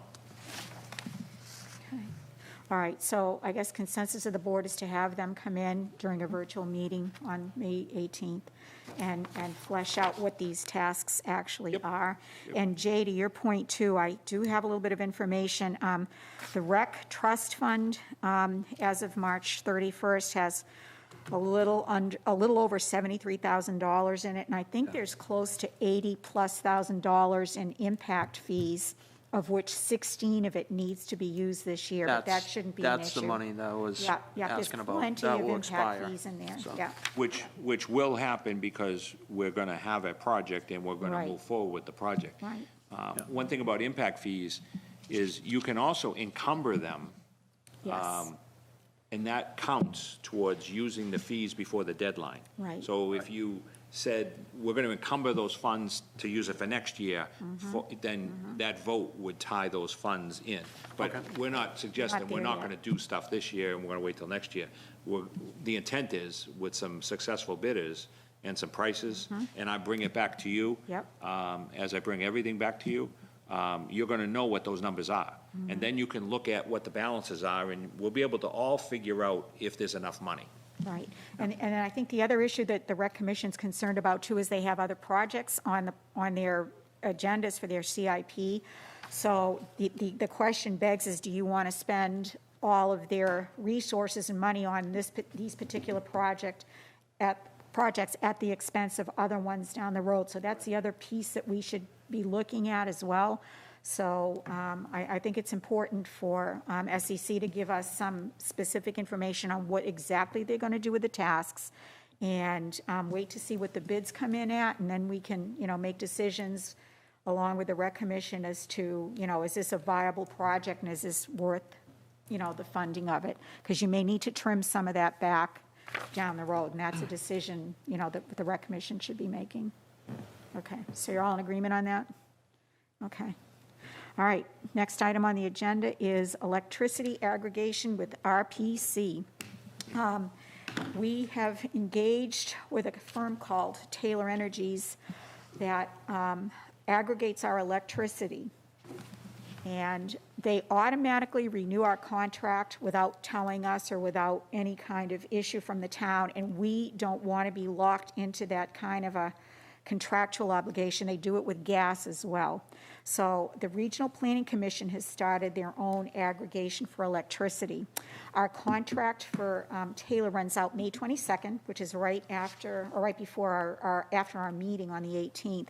So I have some inquiries out to Tim Moore, who's put all this together, to find out whether we can just piggyback right away onto RPC to just slide right into a contract. There's no obligation, there's no time limits, there's no nothing. You can go in and out of it as you see fit, which gives the town a lot more flexibility. If we're not allowed to do this when they set the rates for, I think, next year, they set the rates in November, so we'll only be going about 6 months without energy aggregation, but it's only a matter of 2 or 3 pennies. So it's not like we're going to be losing a huge amount of money on that. But I do have a shout out to Tim Moore, and hopefully before our next meeting, he'll be able to get back to us with some definitive information as to whether we can jump right in right away or if we have to wait until November on it. All right, because that was a recommendation of the Energy Committee, by the way, to do that. So if there's no other questions on that, I think we'll just kind of move right into the town manager's report.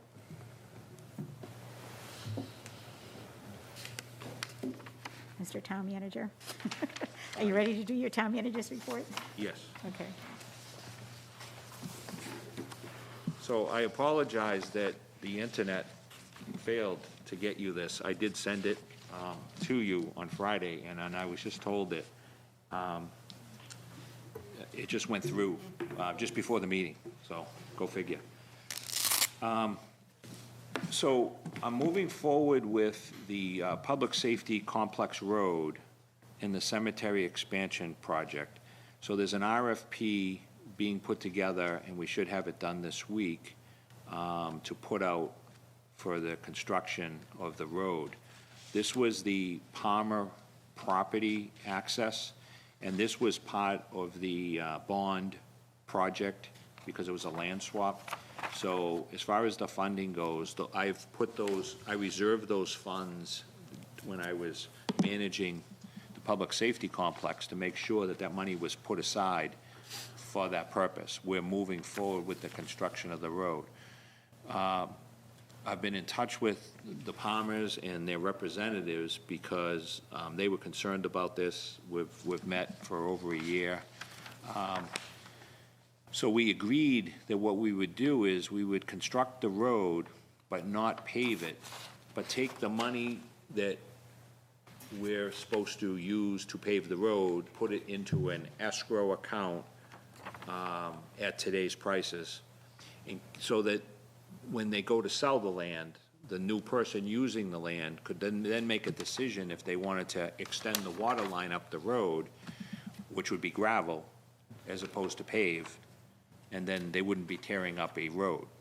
So it was to the benefit of both parties to do that. So I'll come back to the board with the progress we make with the results of the RFP, and then we'll move forward with that.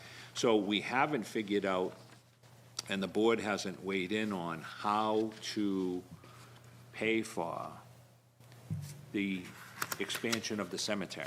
So that will be a discussion that we'll have to have. We have land, because it was part of that Palmer land swap, to create a new section of the cemetery, which means that it would have to be, the trees need to be taken out, and then, the property has to be cleared, and has to be an access point, and then it'd have to be either gravel or paved, vehicle traffic paths. So we'll have to visit that later on when I have more information on that. Yes. So just to interrupt, the cemetery has a cemetery trust fund. Is that within the confines of being able to expand the cemetery, or is that very specific for just only maintenance, or do we not know? I can't answer that right now. Okay, You can all only right. spend the interest. Pardon? You can only spend the interest. But there is principal, and there needs, is there a... You can't spend the principal, as far as I understand. Well, what is the principal for? I Principal is to guess? get interest that is used for maintenance. Yeah, There is some money that is locked up legally. that- Right. That Selectman Right. Kiska's talking about. Yeah. But we can talk about the cemetery funding at some later Later, point. okay, all right. But it is related to this RFP, because Mm-hmm. there may be some value in people clearing trees to do it in both properties. But we'll cross that bridge when we come to it. All right.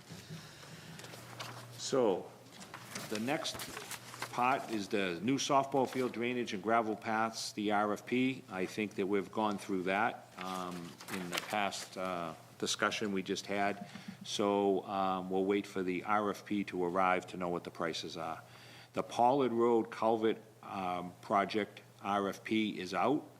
There is a pre-bid meeting tomorrow out at the site for the people that are interested. There is quite a list of responses that we've had about that. So I think there's a lot of competitive bidding going to happen, and you're going to get hopefully get a lot of bids in. You'll know what that is. We know how much funding we have because it's part of a grant and what was approved at town meeting. So we'll know more, but there is a big meeting tomorrow with a lot of people out there at a pre-bid meeting tomorrow. The salt shed RFP. So the deadline was last Friday. Town office was closed. The people contacted me. 2 of them dropped off. 3 of them dropped off some sealed bids. I gave them to the chairman. So my understanding is there's 2 bids for the salt shed, and there's another bid for the excavation, only 1 bid for excavation. So you have the envelopes if you want to open them. Would you prefer to do this in a non-public, or? No, you we'll can do it open them right now. It's all public. All right. I would just ask that, Beth, that you record what the information is that from the bids. Okay. But, yeah, if you can open those now, that would be good. Would you prefer to finish your town report? No? Let's Okay, do so that we'll right now and find All out right. what the bids are. Okay, all right. Okay, so the first bid is from J. Parker and Daughters. And this is for excavation and backfill for frost walls, including compaction and backfill on site. The total, it does not include gravel or fine grade for slab, and it does not include unforeseen obstructions buried. So their total bid was $6,200. And the next bid, and that was the only one that we got for excavation, is that what you're telling me? Unless there's something else in the other envelopes. All right, Not sure. okay. So the next one is from P&G Concrete Foundations, and this is for the construction of a pre-engineered building. All work to be done in accordance with the following specs, and there's a list of specs for the salt shed.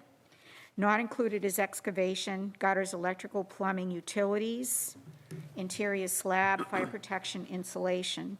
All right, I'm sorry, did you Nope, want to say nope. something? Okay. So total material and labor for the salt shed is $208,000 for that bid. 208? 208, yeah. So I think we figured 268, so, but that included Don't everything. forget, there's things in there that aren't included Right, that and are going to be. that's what, yep. gonna So that drive gives that us cost up. $60,000 of float for the stuff that was not included. So I guess we guessed pretty well. All right, and the last bid is from Irish Span Industries Incorporated. And this is a proposal for the salt shed, and their proposal is $300,542. 305,000? $300,542. So 300,542.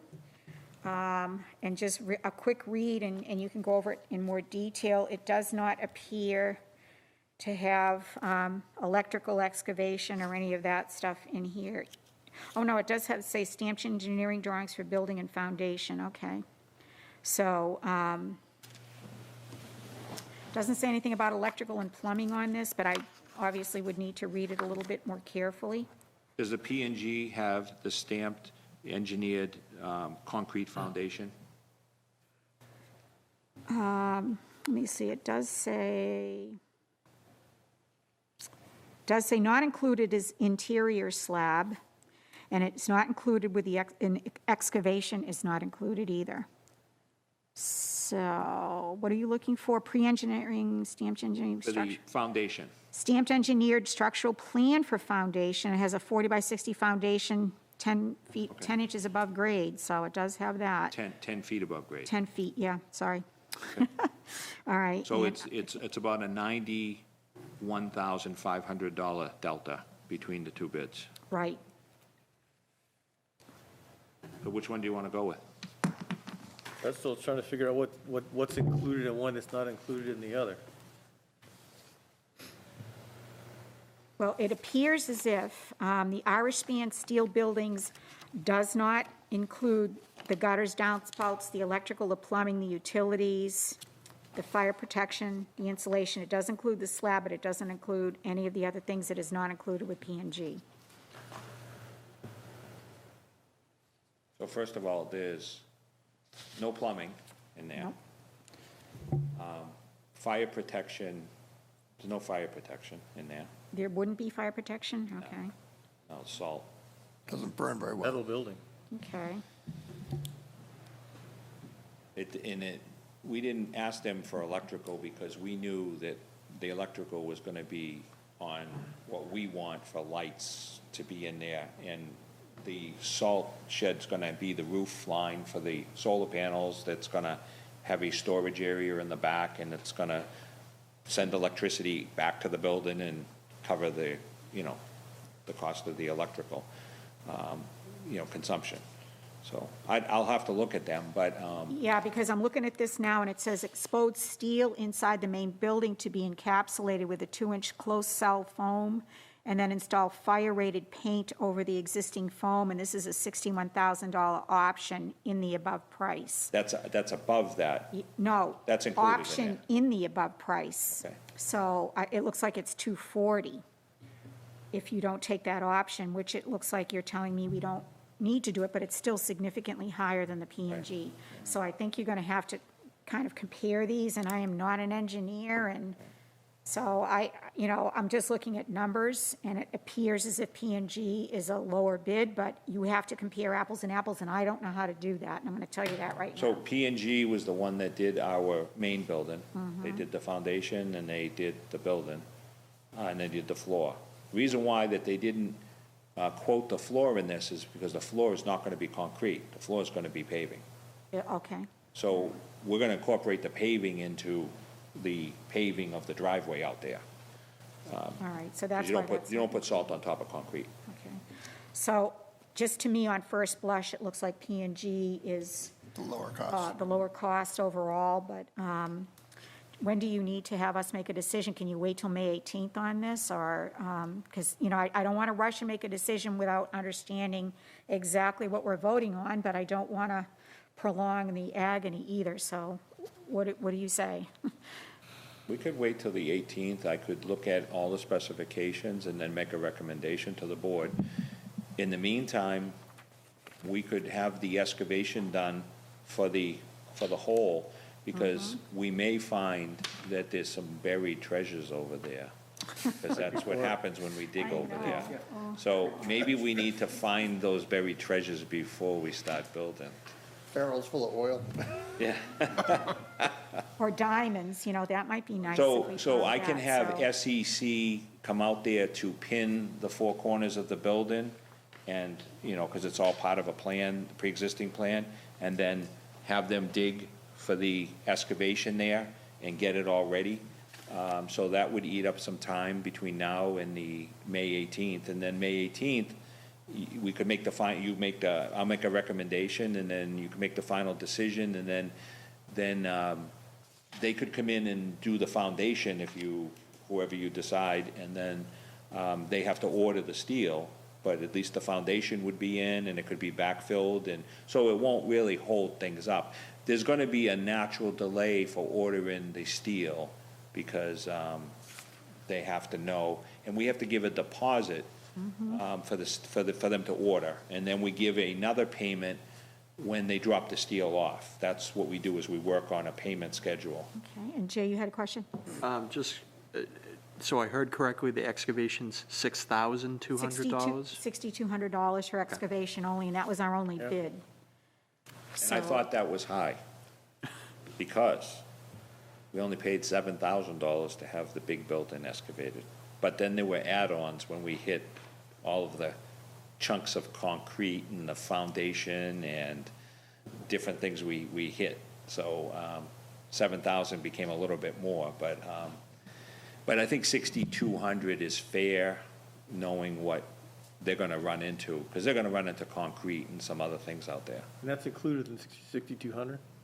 No, it says it does not include does not include- unforeseen obstructions, and Yeah. it doesn't include gravel or Yeah. fine grade. Yeah. It's a smaller area, so maybe But that's... it's still a 60 by 40 foundation, so it's a little bit less than the 80 by 100, but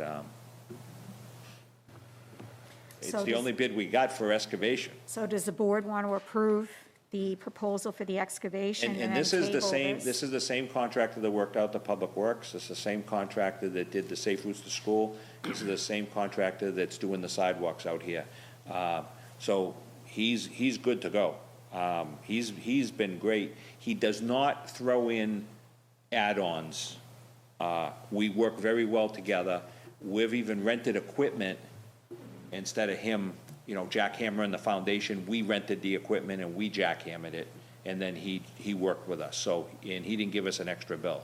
He's been very good with working with us. I'll make a motion, we move forward with the excavation. Okay. Second that's the good. motion. All right. Okay, any further discussion on that, gentlemen? No? All right, so all those in favor say aye. Aye. Aye. Opposed? Abstain? All right, so the motion to approve the J. Parker and Daughters Construction for the excavation estimate is going to be approved, 500. And so I believe, Mark, you're the one that needs to sign off on this, so I'll make sure I will. Beth gets it. Yep. And you will send that off and get that ball rolling, and then we'll just wait on your expertise for the bidding on the actual building. Okay, we're good on that? All right. Okay, so you can... Francie? I'm sorry, yeah. Can I get a chance to read through those? Absolutely. How about if Beth makes you copies and sends them to you? Yeah. Want to do that? Yeah, Perfect. yeah, because Okay. he'll need to review them also before it comes back to us. I'm not an expert, but I'd just like to Yeah, read through the compare RFP. apples and apples, so. yeah, yeah. Can you send it to everybody? Yeah, that'd be good, yeah, Yep, absolutely. so, So the next thing on my town manager's report is the landfill cap permitting and engineering contract. So I received a proposal from Sanborn Head, and this was for the warrant article that was for the $150,000 that was approved at town meeting to start the permitting and the engineering for the eventual construction of the landfill cap. So the 150, Greg Colby and I talked about this, and the 150 was our opinion that The previous work that was already started in 19, we had some funds in the operational budget. And so we had Sanborn Head come here with Normando. But it was our opinion that that should be part of the 150. So we figured out what it is that we've spent to date with that, and then we deducted that from the 150, so that we wanted to know how much Sanborn Head was gonna charge us for the phases, because they had some phases too. So they came back with a proposal for $123,000. The remaining balance, after we paid those previous invoices related to this, we had $132,000 available. So we're underneath the funding that we need for this project. If you remember, Sanborn Head had proposed over $200,000 to do this work. Again, I did some valued engineering and said, let's put a warrant article in for 150, not 200. And it's working out for us because we got a proposal for 123. So I am holding their feet to the fire. The second part is I didn't like their proposal. And I talked to Eric that came here, and I told him I didn't like your proposal. Your proposal was one-sided, it was written by you, and everything in it favors you. So we're gonna redo it, and we're gonna redo it so it favors the town. So I contacted Attorney Kalman, he agreed with me. We went through the whole proposal, and now Mr. Steinhauser is waiting for me to submit back, and I'm only gonna move forward with a proposal that's good for the town. So he's interested to hear what we have. What happens is these companies give you a contract that has evolved over time, and it's their standard contract. And what happens is the standard contract is just so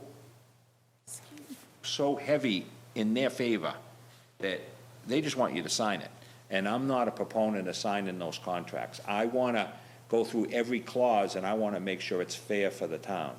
So I've got Attorney Kalman and I have been working on it, and we have a counter proposal to their proposal. So I will move ahead with that, $123,000 if the board wants to take a vote, contingent upon Attorney Kalman and I coming to an agreement with the proposal terms that's in favor of the town. So if you want to make a motion to do that, I will move forward with that contract. So moved. Okay, so moved, all right, may I have a second on that motion? Beth, can you figure out what, just verbiage the motion? All right, and Julian, you seconded that I motion? seconded it. Okay, if there's no more further discussion, I'll take a vote. All those in favor? Aye. Opposed, abstain? All right, motion carries 5-0-0. So there's a water tank RFP for the Sweet Hill water tank. That was advertised starting last Friday. Beth did put it onto the website either today, I think, right? Today. So this is part of the $10,112,202 grant that we have received, but waiting for the Governor and Council to approve. So the total construction cost for that project is within that $10 million grant. And the reason why we're going to RFP before it goes to the Governor and Council is because we told them that we wanted this project to start sooner than later. The construction of the tank needs to be done in good weather conditions because they're preforming concrete on the site. As the chairman knows, she went over to see the one in Atkinson on the construction. And after they do the preforming and then they coat it on the outside, it's not something they want to coat because of cold weather. They can't do it in cold weather. So we convinced the state to allow us to move forward with this RFP, and maybe we'll get the results in right around the time the governor approves it, but there's nothing that anybody believes that it's not going to be approved, and we're going to move forward. So that is moving forward like a freight train right now. And hopefully we will have a big 4x8 sign that will be up at Sweet Hill that will have that official DES grant project, and the construction will start, and I'll let you know.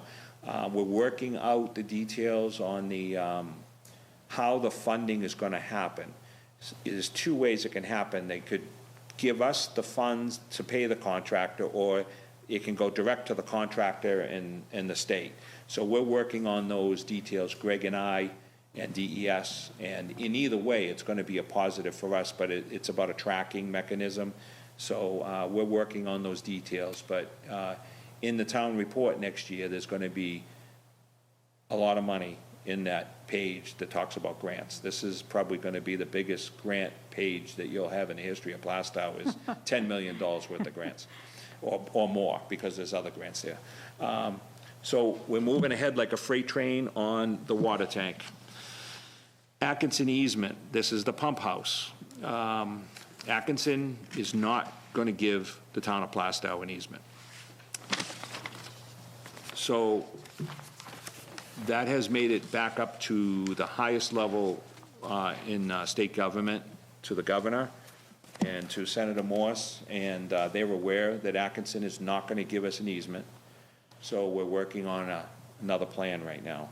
So I will let you know when that plan comes to fruition. But one way or the other, there will be a pump house to pump the water into Plaistow to make this project happen. But Atkinson, if you remember, we went to their Conservation Commission, we went to their Planning Board, we went to the Board of Selectmen, we bent over backwards, we bought an easement of another piece of property, we agreed to make aesthetic changes, and they said no. So their answer is no. So you're working on Plan B. I'm working on Plan B. Always have a Plan B.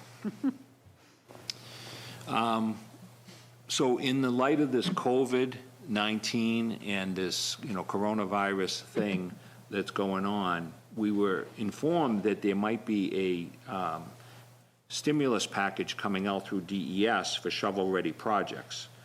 So a while ago, I came to the board and asked the board to fund a hypothetical north loop and a south loop when we were talking about the water project. Of course, I asked DES to pay for the north loop and the south loop because we did a inventory, and we did a campaign for, what do we call that when we ask people, a survey. We did survey, and, we knew how many users were going to be on the north loop and on the south loop, and it would make the system more robust, and it would have circulation, but unfortunately, they said no.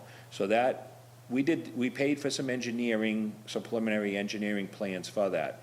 So I have contacted Underwood to resurrect those original plans that I asked them to do, that we paid for, and to tell us what it would cost to bring it to the next level, to have a set of plans ready.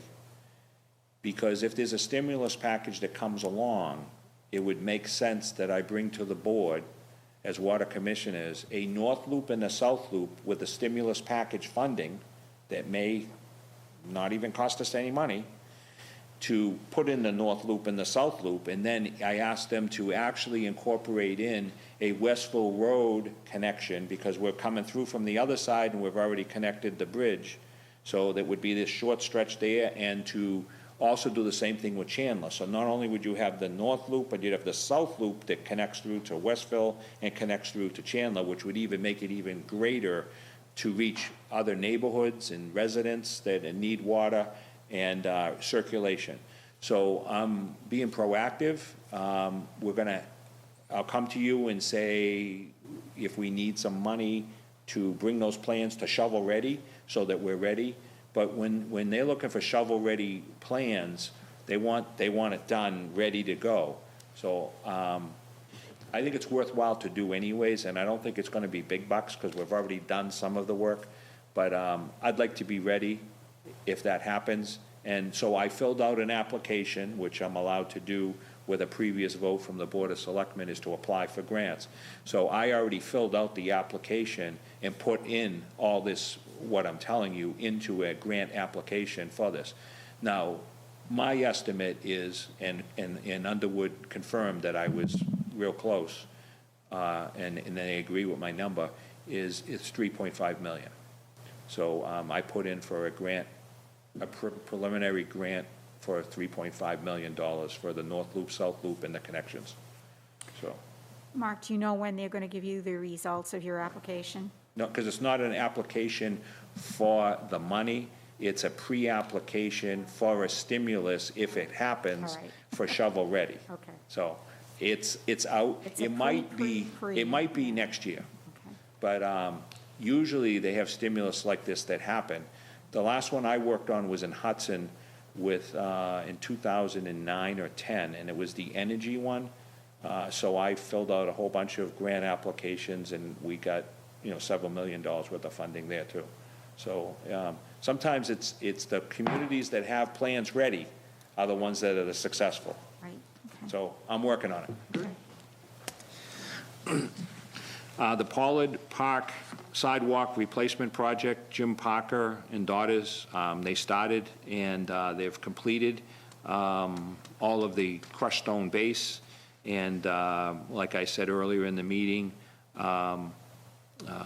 Dan's going to put in some conduit pipe to cross over in probably every section so that if we have to do any future stuff, whether it's irrigation or electrical, and then Continental Paving is going to come in to do the sidewalks next. All right, Mark. Yeah, I just wanted to ask, it's already been compacted and put down really good. I've been out there, it's really solid. Once he digs up these digs trenches to put the conduit through, is that going to be recompacted? So that it doesn't become places that sag in the future when it's done? Well, if you're just digging a trench and then you're putting the material back in and then you use a tamper, that's going to do the same thing. If you're asking me, are we going to hire somebody to come in and recompact the whole thing where we do those? No. But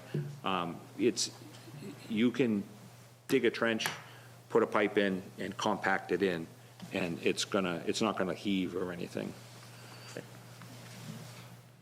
Street sweeping, I've approved the highway supervisor to move forward with the annual street sweeping, the proposal that he usually gives to me every year.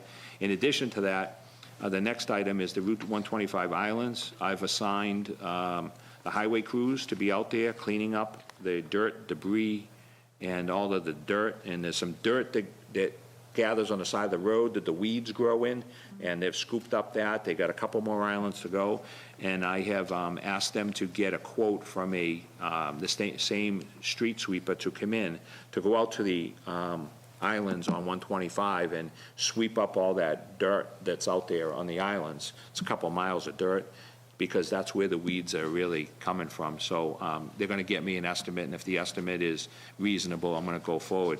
If you've had a chance to go out there and look at the islands, especially by Diesel World, and right in that section there's the beautiful trees that are really coming into bloom, and the islands are all looking good right now.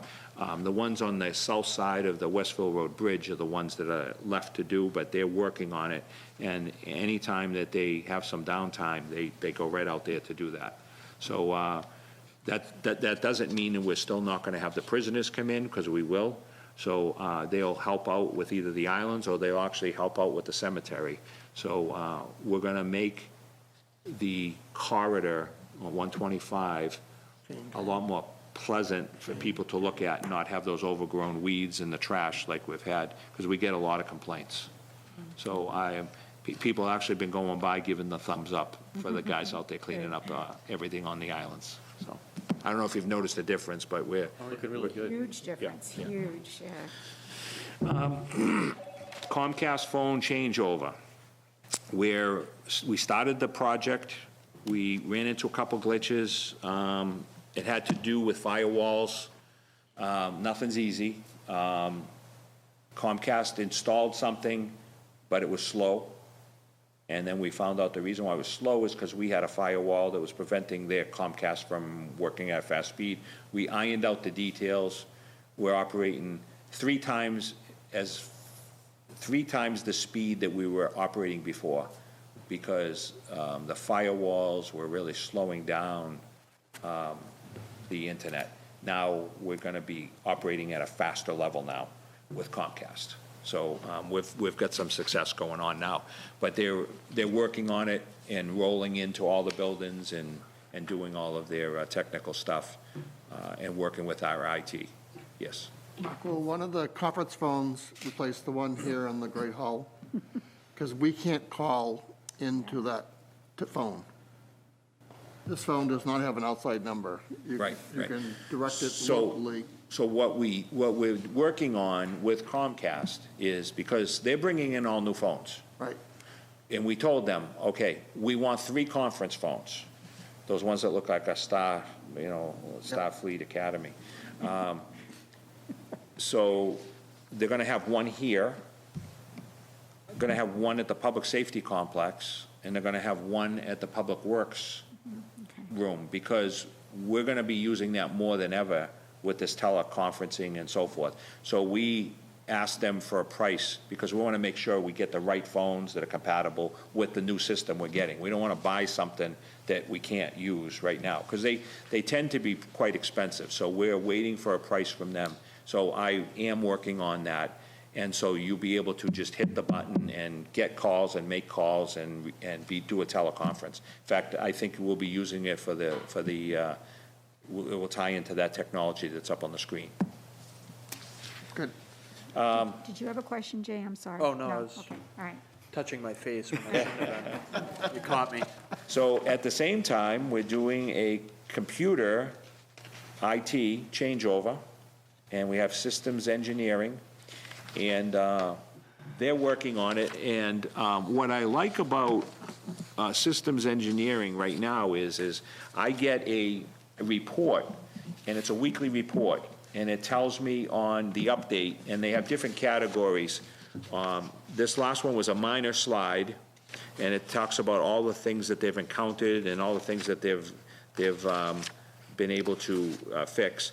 They've got other weekly updates that were on target. So it's nice because they actually list everything so that we know the status every week. And Greg has been overseeing that, Greg Colby. He's been in direct communication with them.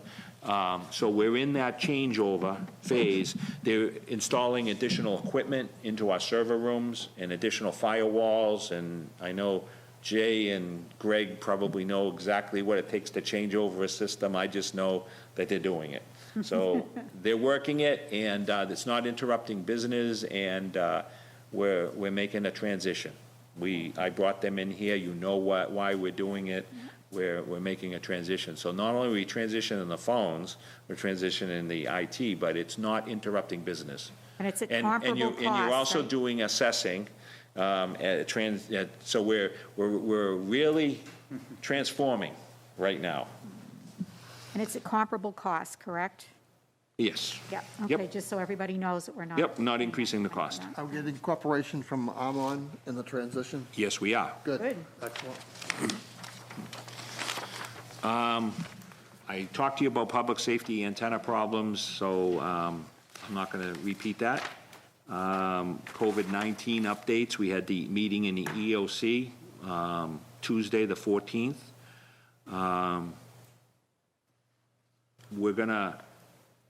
I talked to the chairman before the meeting, and she mentioned about having another public message to people.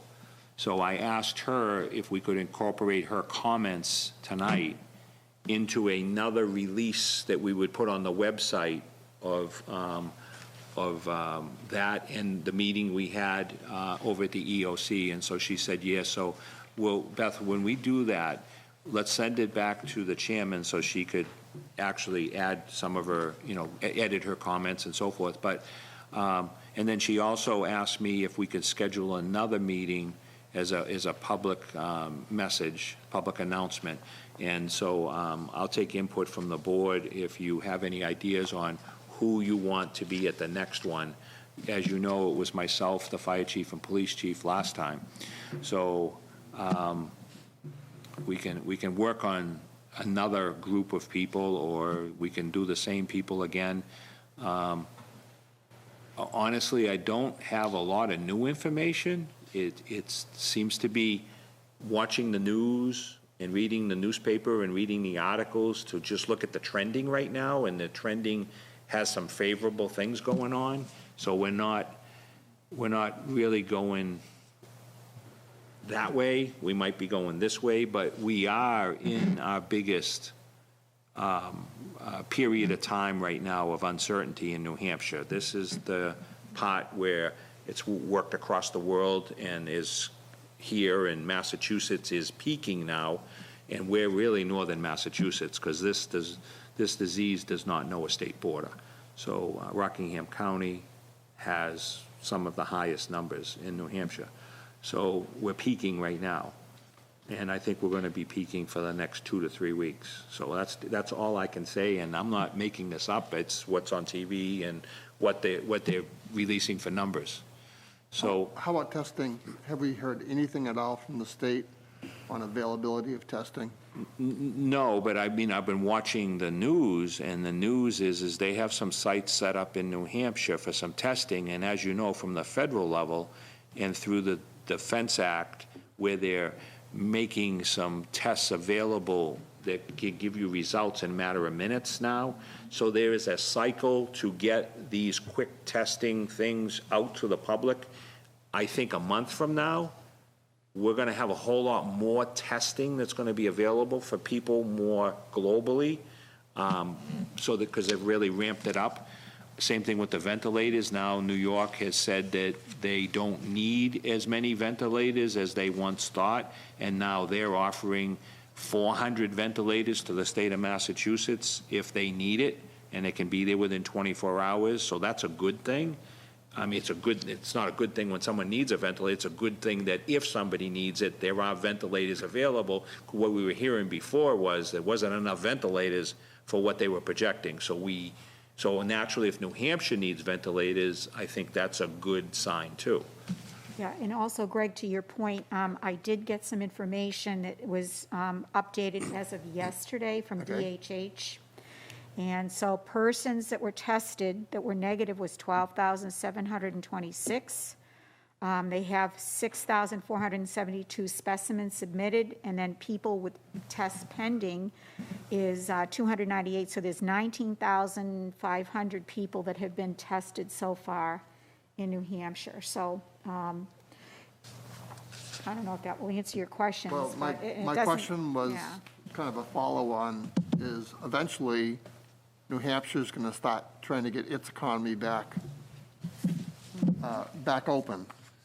And maybe we should even consider how, what we might have to do, or decisions that we have to make in the town to let the businesses in the town reopen. But one of the common things they're saying is to be able to do that, testing kits need to be available so that employees in those businesses that are open can be tested. And that way we can make sure that we're not starting another Another pandemic. spread. Yeah. So part of that is the two things have to kind of go together. We need to have the test kits, and then we need to have a plan to be able to bring the businesses back, opening them up, and have a way of being able to make sure that their employees are safe and that they're tested, that we're not spreading, causing another increase. Exactly. So I know globally, they've made a lot of progress in the last month just to fix some of the shortfalls, the ventilators, the PPE, masks, all the supplies that are related.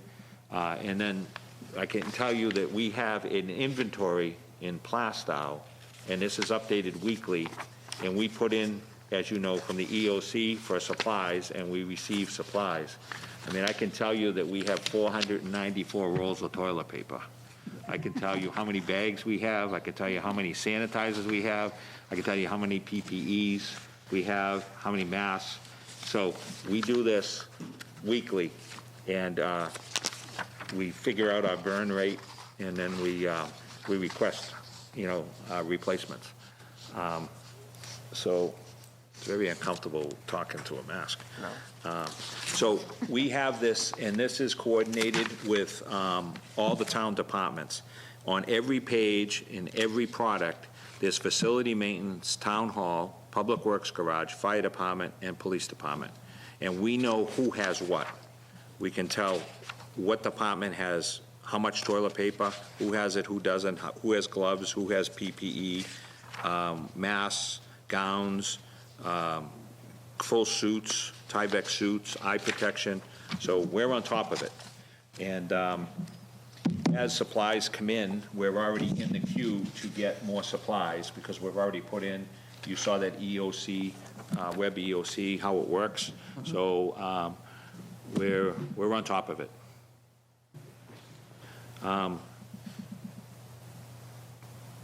Speaking about that, been in touch with Dean about the virtual meetings and equipment, the fire chief, the police chief, who's the emergency management director, and where you could see what you have here today. We were prepared for a meeting. Should any of you want to do it virtual, you may decide your next meeting to do it virtual. By then, we're going to have a bigger screen. It's going to be on a table. It will be portable, so we can move it around.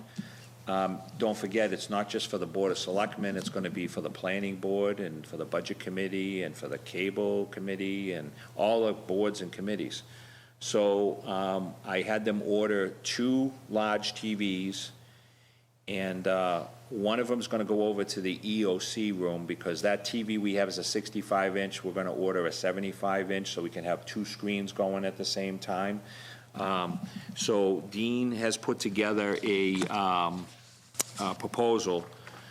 So it is a proposal to spend $2,862.68 that would give us the equipment that he needs, and he would be bringing some HDMI and some Cat 6 cable into this room and so forth. It doesn't, this does not include the cost of some cabling run by an electrician that has to go be chased back and so forth. But if you can make a motion to approve the $2,862.68, we will be putting this onto our list for reimbursement because it is related to the virtual meetings. So you can have virtual meetings over at the Public Works Garage because there's a 65-inch TV, there's a conference table there, and that will be sufficient. So this will bring us up to having a lot of capacity to have virtual meetings in 3 different locations now. So moved. From the budget? Is this Okay. from the? It's going to cable- come from the cable budget. Okay. 286262? Yes, yeah, 2862.68. 0.68. Okay, I'd like to make a motion. No, Oh, oh, sorry. actually, Julian already made that motion, Oh, so go you can ahead. second it if you'd like. Great, I'll second it. All right. Awesome, thank you. Any further discussion? All right, all those in favor say aye. Aye. Aye. Opposed, Awesome. abstained, motion carries 500. Okay, and my next thing is the emergency management and health officer remain in contact with the state agencies, and I've been in contact with Senator Morse, and I've been in touch with the fire marshal. We had the representative from the emergency management come down to attend a meeting at the EOC with the Board of Selectmen. And we stay in touch with the New Hampshire Attorney General's Office, the New Hampshire Municipal Association, with a variety of legal questions and issues about the governor's orders. We're monitoring the managers' network, where city managers and town managers all talk about different topics related to COVID-19 and coronavirus and funding. And they bring up a lot of interesting issues, and we apply the issues that are relevant to us, and we're all learning from each other, and we're all waiting for some funding answers, and we'll get there, but we don't have any concrete answers. But we're keeping track of everything. Yeah. The hope is that whatever it's cost us so far will be reimbursable. We know previous events have been 75% reimbursable, but I think this one here is tending to be more towards 100%.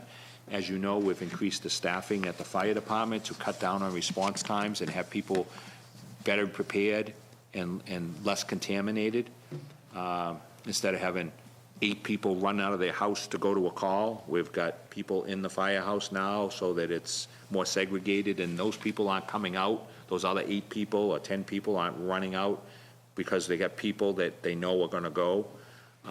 So that was additional. That wasn't in the budget, but I think it was a prudent thing to do.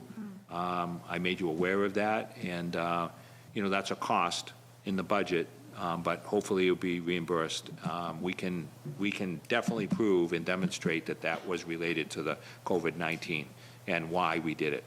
So there's some costs, there's some overtime, there's some other things, but those aren't the costs I'm really worried about right now. As you know, town hall hours have changed. We've rolled back to 8 to 4 p.m. Town hall remains closed to the public. It's closed on Fridays to sanitize the building over the weekend. We have 4 staff members furloughed. We have 2 to 4 working from home. We're working opposite hours of each other. I'm working opposite hours of Greg. If Greg's here, I'm at the highway garage. If Greg's not here, I'll be here. I come in at night, and I'll come in on Saturdays, and Greg comes in Mondays, Tuesdays, and Thursdays, and then he works from home on the other days. So we're keeping everything running. As Beth will tell you, everything's running. Everybody's working. Everybody's producing. We're getting things done. I will tell you that the less interruptions and being closed to the public and all the interruptions I get in my office, I get 100% more work done in a week than I used to, because the interruptions were just slowing me down before. I'm getting more done now, and I think a lot of people are getting more done now. So workers are separated in the town office, at the highway garage, at the police and fire. Police and fire are segregated from each other. Police do not go to the fire side. Fire does not go to the police side. And emergency management is secured and sanitized. And fire doesn't go into emergency management, and police doesn't go into emergency management. The room's secured. We went there. You were tested before you went in there. That room is still locked to this day. People are fobbed out. We need to keep things sterile, and we need to keep it virus-free. Sickness, where anybody that's out sick or reported sick or may be sick, we're taking in a case-by-case determination. We're erring on the side of caution. We're making sure that they go visit their PCP. We're making sure that there's no penalties for being honest and telling us that someone in their house is sick. We're gonna, make sure that we look at the big picture. No one's been penalized. We don't plan on penalizing anybody. We plan on doing the right thing, and we want people to tell us if somebody's sick in the house. We want them to tell us if they're not feeling well. We always have to worry about, is somebody going to game the system? But I have confidence that that's probably not going to happen. I'm hoping it won't happen. Our first and foremost is our employees and fellow employees and also their family members. So we're making sure that the workers are protected while they're working so that they don't also bring this home too either. So we're keeping everybody separate. Even highway workers are not riding together. Separate vehicles. They may go to a location, but they're keeping distance from each other. If they're doing islands, one might be doing, an island up here and another one doing an island here, or they're not working next to each other. So everybody's taking precautions. As you know, you were tested before you came into the building today, so you can never be too safe. So screening is happening everywhere, every day, for every employee, and it's happening on every shift, if there's shifts.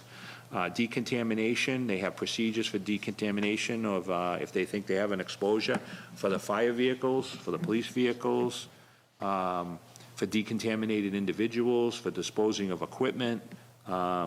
We're ahead of that. We're on top of it, and we have one employee that was in the hospital with a COVID-19.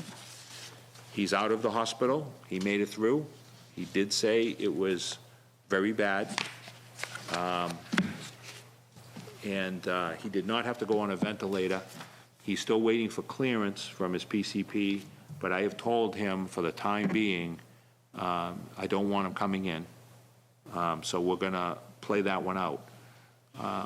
But when he came into town hall, he did have contact with 6 people, and he was asymptomatic at the time, so he didn't know. But the precautions we had in place, it was not transmitted to anybody. But that made us really go to the next level and say, okay, we gotta keep everybody separated. We gotta mask up. We gotta work opposite hours. We gotta test everybody every day. So every time something happens, we're looking and reassessing.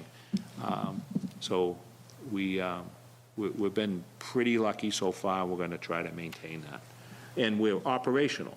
Where work is getting done, payroll's getting done, bills are getting paid, RFPs are going out, finance is ahead of the schedule, finance is submitting everything to the state. Beth is fully functional in her office to assist you. The virtual meeting thing we're working on, we're working through the details. So let's see if I've covered everything. So there is a P1 contract for the water mains for the MTBE, and we're working on the 90% and trying to bring it to 100% for the P1 contract for the MTBE. So we're real close to that one going out to bid too. Mark, I think Jay had a question. Yes. I just wanted to commend you for all that you've done to keep the town employees safe. I think it's been a great thing, and to keep the town moving. I'm just going to see the EOC and all that has been done with the town employees, and I commend the town employees for willing to continue to work, and it's really been great. So I have to commend you for all that work, and all the employees. I give them Yep, it wasn't luck, it was excellent planning.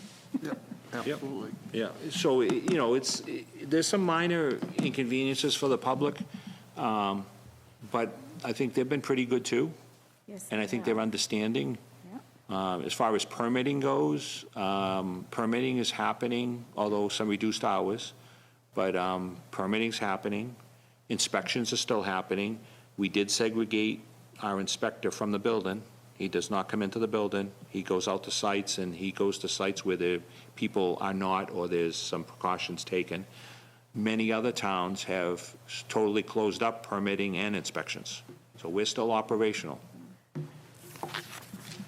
Yes. One more question. Regarding the emergency operation room, right now it's locked down. Is that, once this all dies down, that room will go back to its normal use? I'm assuming? I don't think so. I don't think so. What happened over time is that emergency management room got taken over. It was more or less converted to a fire department room. And that is a separate and distinct room for emergency management, and there's grants that have been taken out to equip that room. It can be used as a classroom and a training room and a community room, but I think it should remain as a emergency management room that is used as a training room, not as a training room that they let us use it for emergency management. It's an emergency management room. It should be a dedicated room for It's a that. dedicated room. Everything in there is dedicated to emergency management. In fact, they made the point to me when they were building the building, the plans, that they didn't want the people in emergency management going into their kitchen. And it made sense, because if they have food in their refrigerator and people there for emergency management, there's no business going into somebody's refrigerator or kitchen. So that's why we put that other little mini kitchen in there, so that if you have an emergency management event, then they don't go anywhere else. They don't go into the fire side, they don't go into the police side, they don't go into their bathrooms, they don't go into their showers, because we have 2 bathrooms, we have 2 rooms, we have the room, and we have an office for emergency management. So I don't know if somebody approached you about that, about the room going back? Just, it was a room that we have used it in the past for emergency management. And then I'm assuming we're not going to be in an emergency management situation all the time, so that room would then be opened back up for its normal use, or training / EOC. Right. You know, whatever the need is, when is needed. If they want to use the emergency management room for training, yes. But I think it needs to be kept ready and not totally broken down, so that we have to scramble every time there's an event. I'd like it to be more ready all the time, because this has been really good training for the staff to understand the role of emergency management, and I'd like to continue that readiness and have that model ready to go. So that's my No, it's position on that. understandable, I was just curious. Yeah, That's all. yeah. Good Yes. question. I know that when there's a big weather event or something, the Unitel would come in there, and it was Yes. set up before. Now with the COVID-19 happening at the same time, Right. God forbid it happens in next month, Right. that we set up to handle that so that there's not any exposure to people, you'll still be able to handle the weather event? Right. Well, we did have a weather event during this, and we would have been able to go operational right away. But we did set that room up before so that the Unitel could park their trucks out back with the bad weather, and they would come in the emergency management room, and they actually hired a caterer and a cleaner. And they came into that room, they used the room, then they went back out, and then they ate and used the bathroom, and then they had a cleaning service to come in and clean it up. So we are on their list, and Unitel will use us again in a bad weather event, because we do have one of the nicest facilities around for emergency management. People do not have this type of emergency management room in Salem or Wyndham or these other towns. You're very lucky that there was some forethought brought in to create that environment. That room is ready to go. It is good, and we're going to continue to increase it. We use that for grant applications on the square footage to get grants for that building. We've got a grant for an emergency generator. We got a grant for the TVs in the room, for the technology, for the equipment, for the screens that you have, the portable screens, for conference tables, for the chairs. We've got grants, and the reason why we get grants is because we've got dedicated space.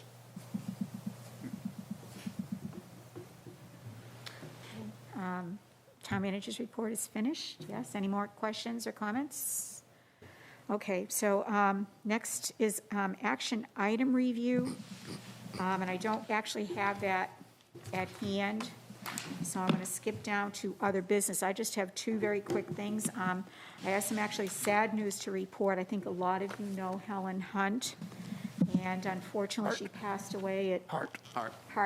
Yeah, my own name, yeah, I'm sorry. Helen Hunt is an actress. Yes. Right? Okay, all right. She died at 97 years old, and she was the town clerk for, I think, approximately 31 years for the town, second longest town clerk in our town's history. So I remember her very fondly, and Nice lady. our condolences to her family. Yes. And so the other thing I also wanted to bring up very quickly is I had a conversation with Cab Vinton, the library director, today, and he wanted to remind everyone that even though the library is technically closed, there's a lot of virtual and online activities, especially for the kids. They're doing story hours. You'll be able to utilize books and movies and all kinds of other things by utilizing their website. And I think they're also showing movies. And one thing that I did ask him to do that he's in the process of polishing up right now is he's putting on his website instructions for how to file for unemployment claims, because apparently it's an ugly process, and it's really hard to understand. So he's doing that as a public service, and he wants to reach out to the public and say anything else that we can do to help you during this time, please let him know. So I just want to say thank you to Cab and the trustees for, just really jumping in and being cooperative and helpful with the rest of the town. So I have no other business unless anyone else does. And I know we haven't been at our board and committee meetings, but I do want to make sure that I let Jay speak a little bit about some of the work that he's been doing. He's only been a selectman for about a month, and he's already done a whole bunch of stuff. So if you want to tell the public about our new town website, that would be great. Well, I'll first say it's been a weird introduction to becoming a selectman. Yes. So one of the things that I thought was necessary was to have a town Facebook page that we have that's updated daily. There is an existing page out there, but there seems to be no administrator on it, so it's sitting idly. Trying to track that down, but working with Mark, we established a Town of Plaistow NH Facebook page. And basically, the page is set up so that we can disseminate information from the town website. You know, even though we have the tool for the town website, people can go there and get it. Sometimes people are scrolling through Facebook and it just shows up on their news feed. So it's just another avenue to get information out to people, and it's strictly information. There has already been a few messages asking about, you know, housing or stuff like that. So I've redirected them to the specific department that they need to reach out to. So there's no back and forth on the page. Just if someone sends a message, we'll direct them to the right person. My hope is to work with department heads, and maybe they can do their updates themselves when they do their email blast, but that's an evolving thing. So I'm happy to continue doing that now and sharing information as it becomes available on our webpage. So, and also probably highlighting some of the departments to just say this information is out here, you know, planning, highway, stuff like that. So I just thought it was something to add value to the town. So we thank you very much for jumping in with both feet immediately during this crazy time, and we really appreciate your willingness to do that for the town. So thank you very much, Jay. Greg, do you have anything that you'd like to discuss at all, or anything that you've done? All right, John, Julian, anything? All right, nor I. Unfortunately, I know it's really late, but we're going to have to go into non-public to discuss property transactions and I believe reputation. I'll make a So- motion that we enter a non-public session, RSA 91-A3 to C, reputation. All right, may I have a roll call vote on that, please? Yes? Need a second. Oh, I'm sorry, yeah. Need a second. Second? Okay. Yes. Yes, here. Yes. Yes. Yes. So we are now in non-public session. We will not be returning to the public video conference, so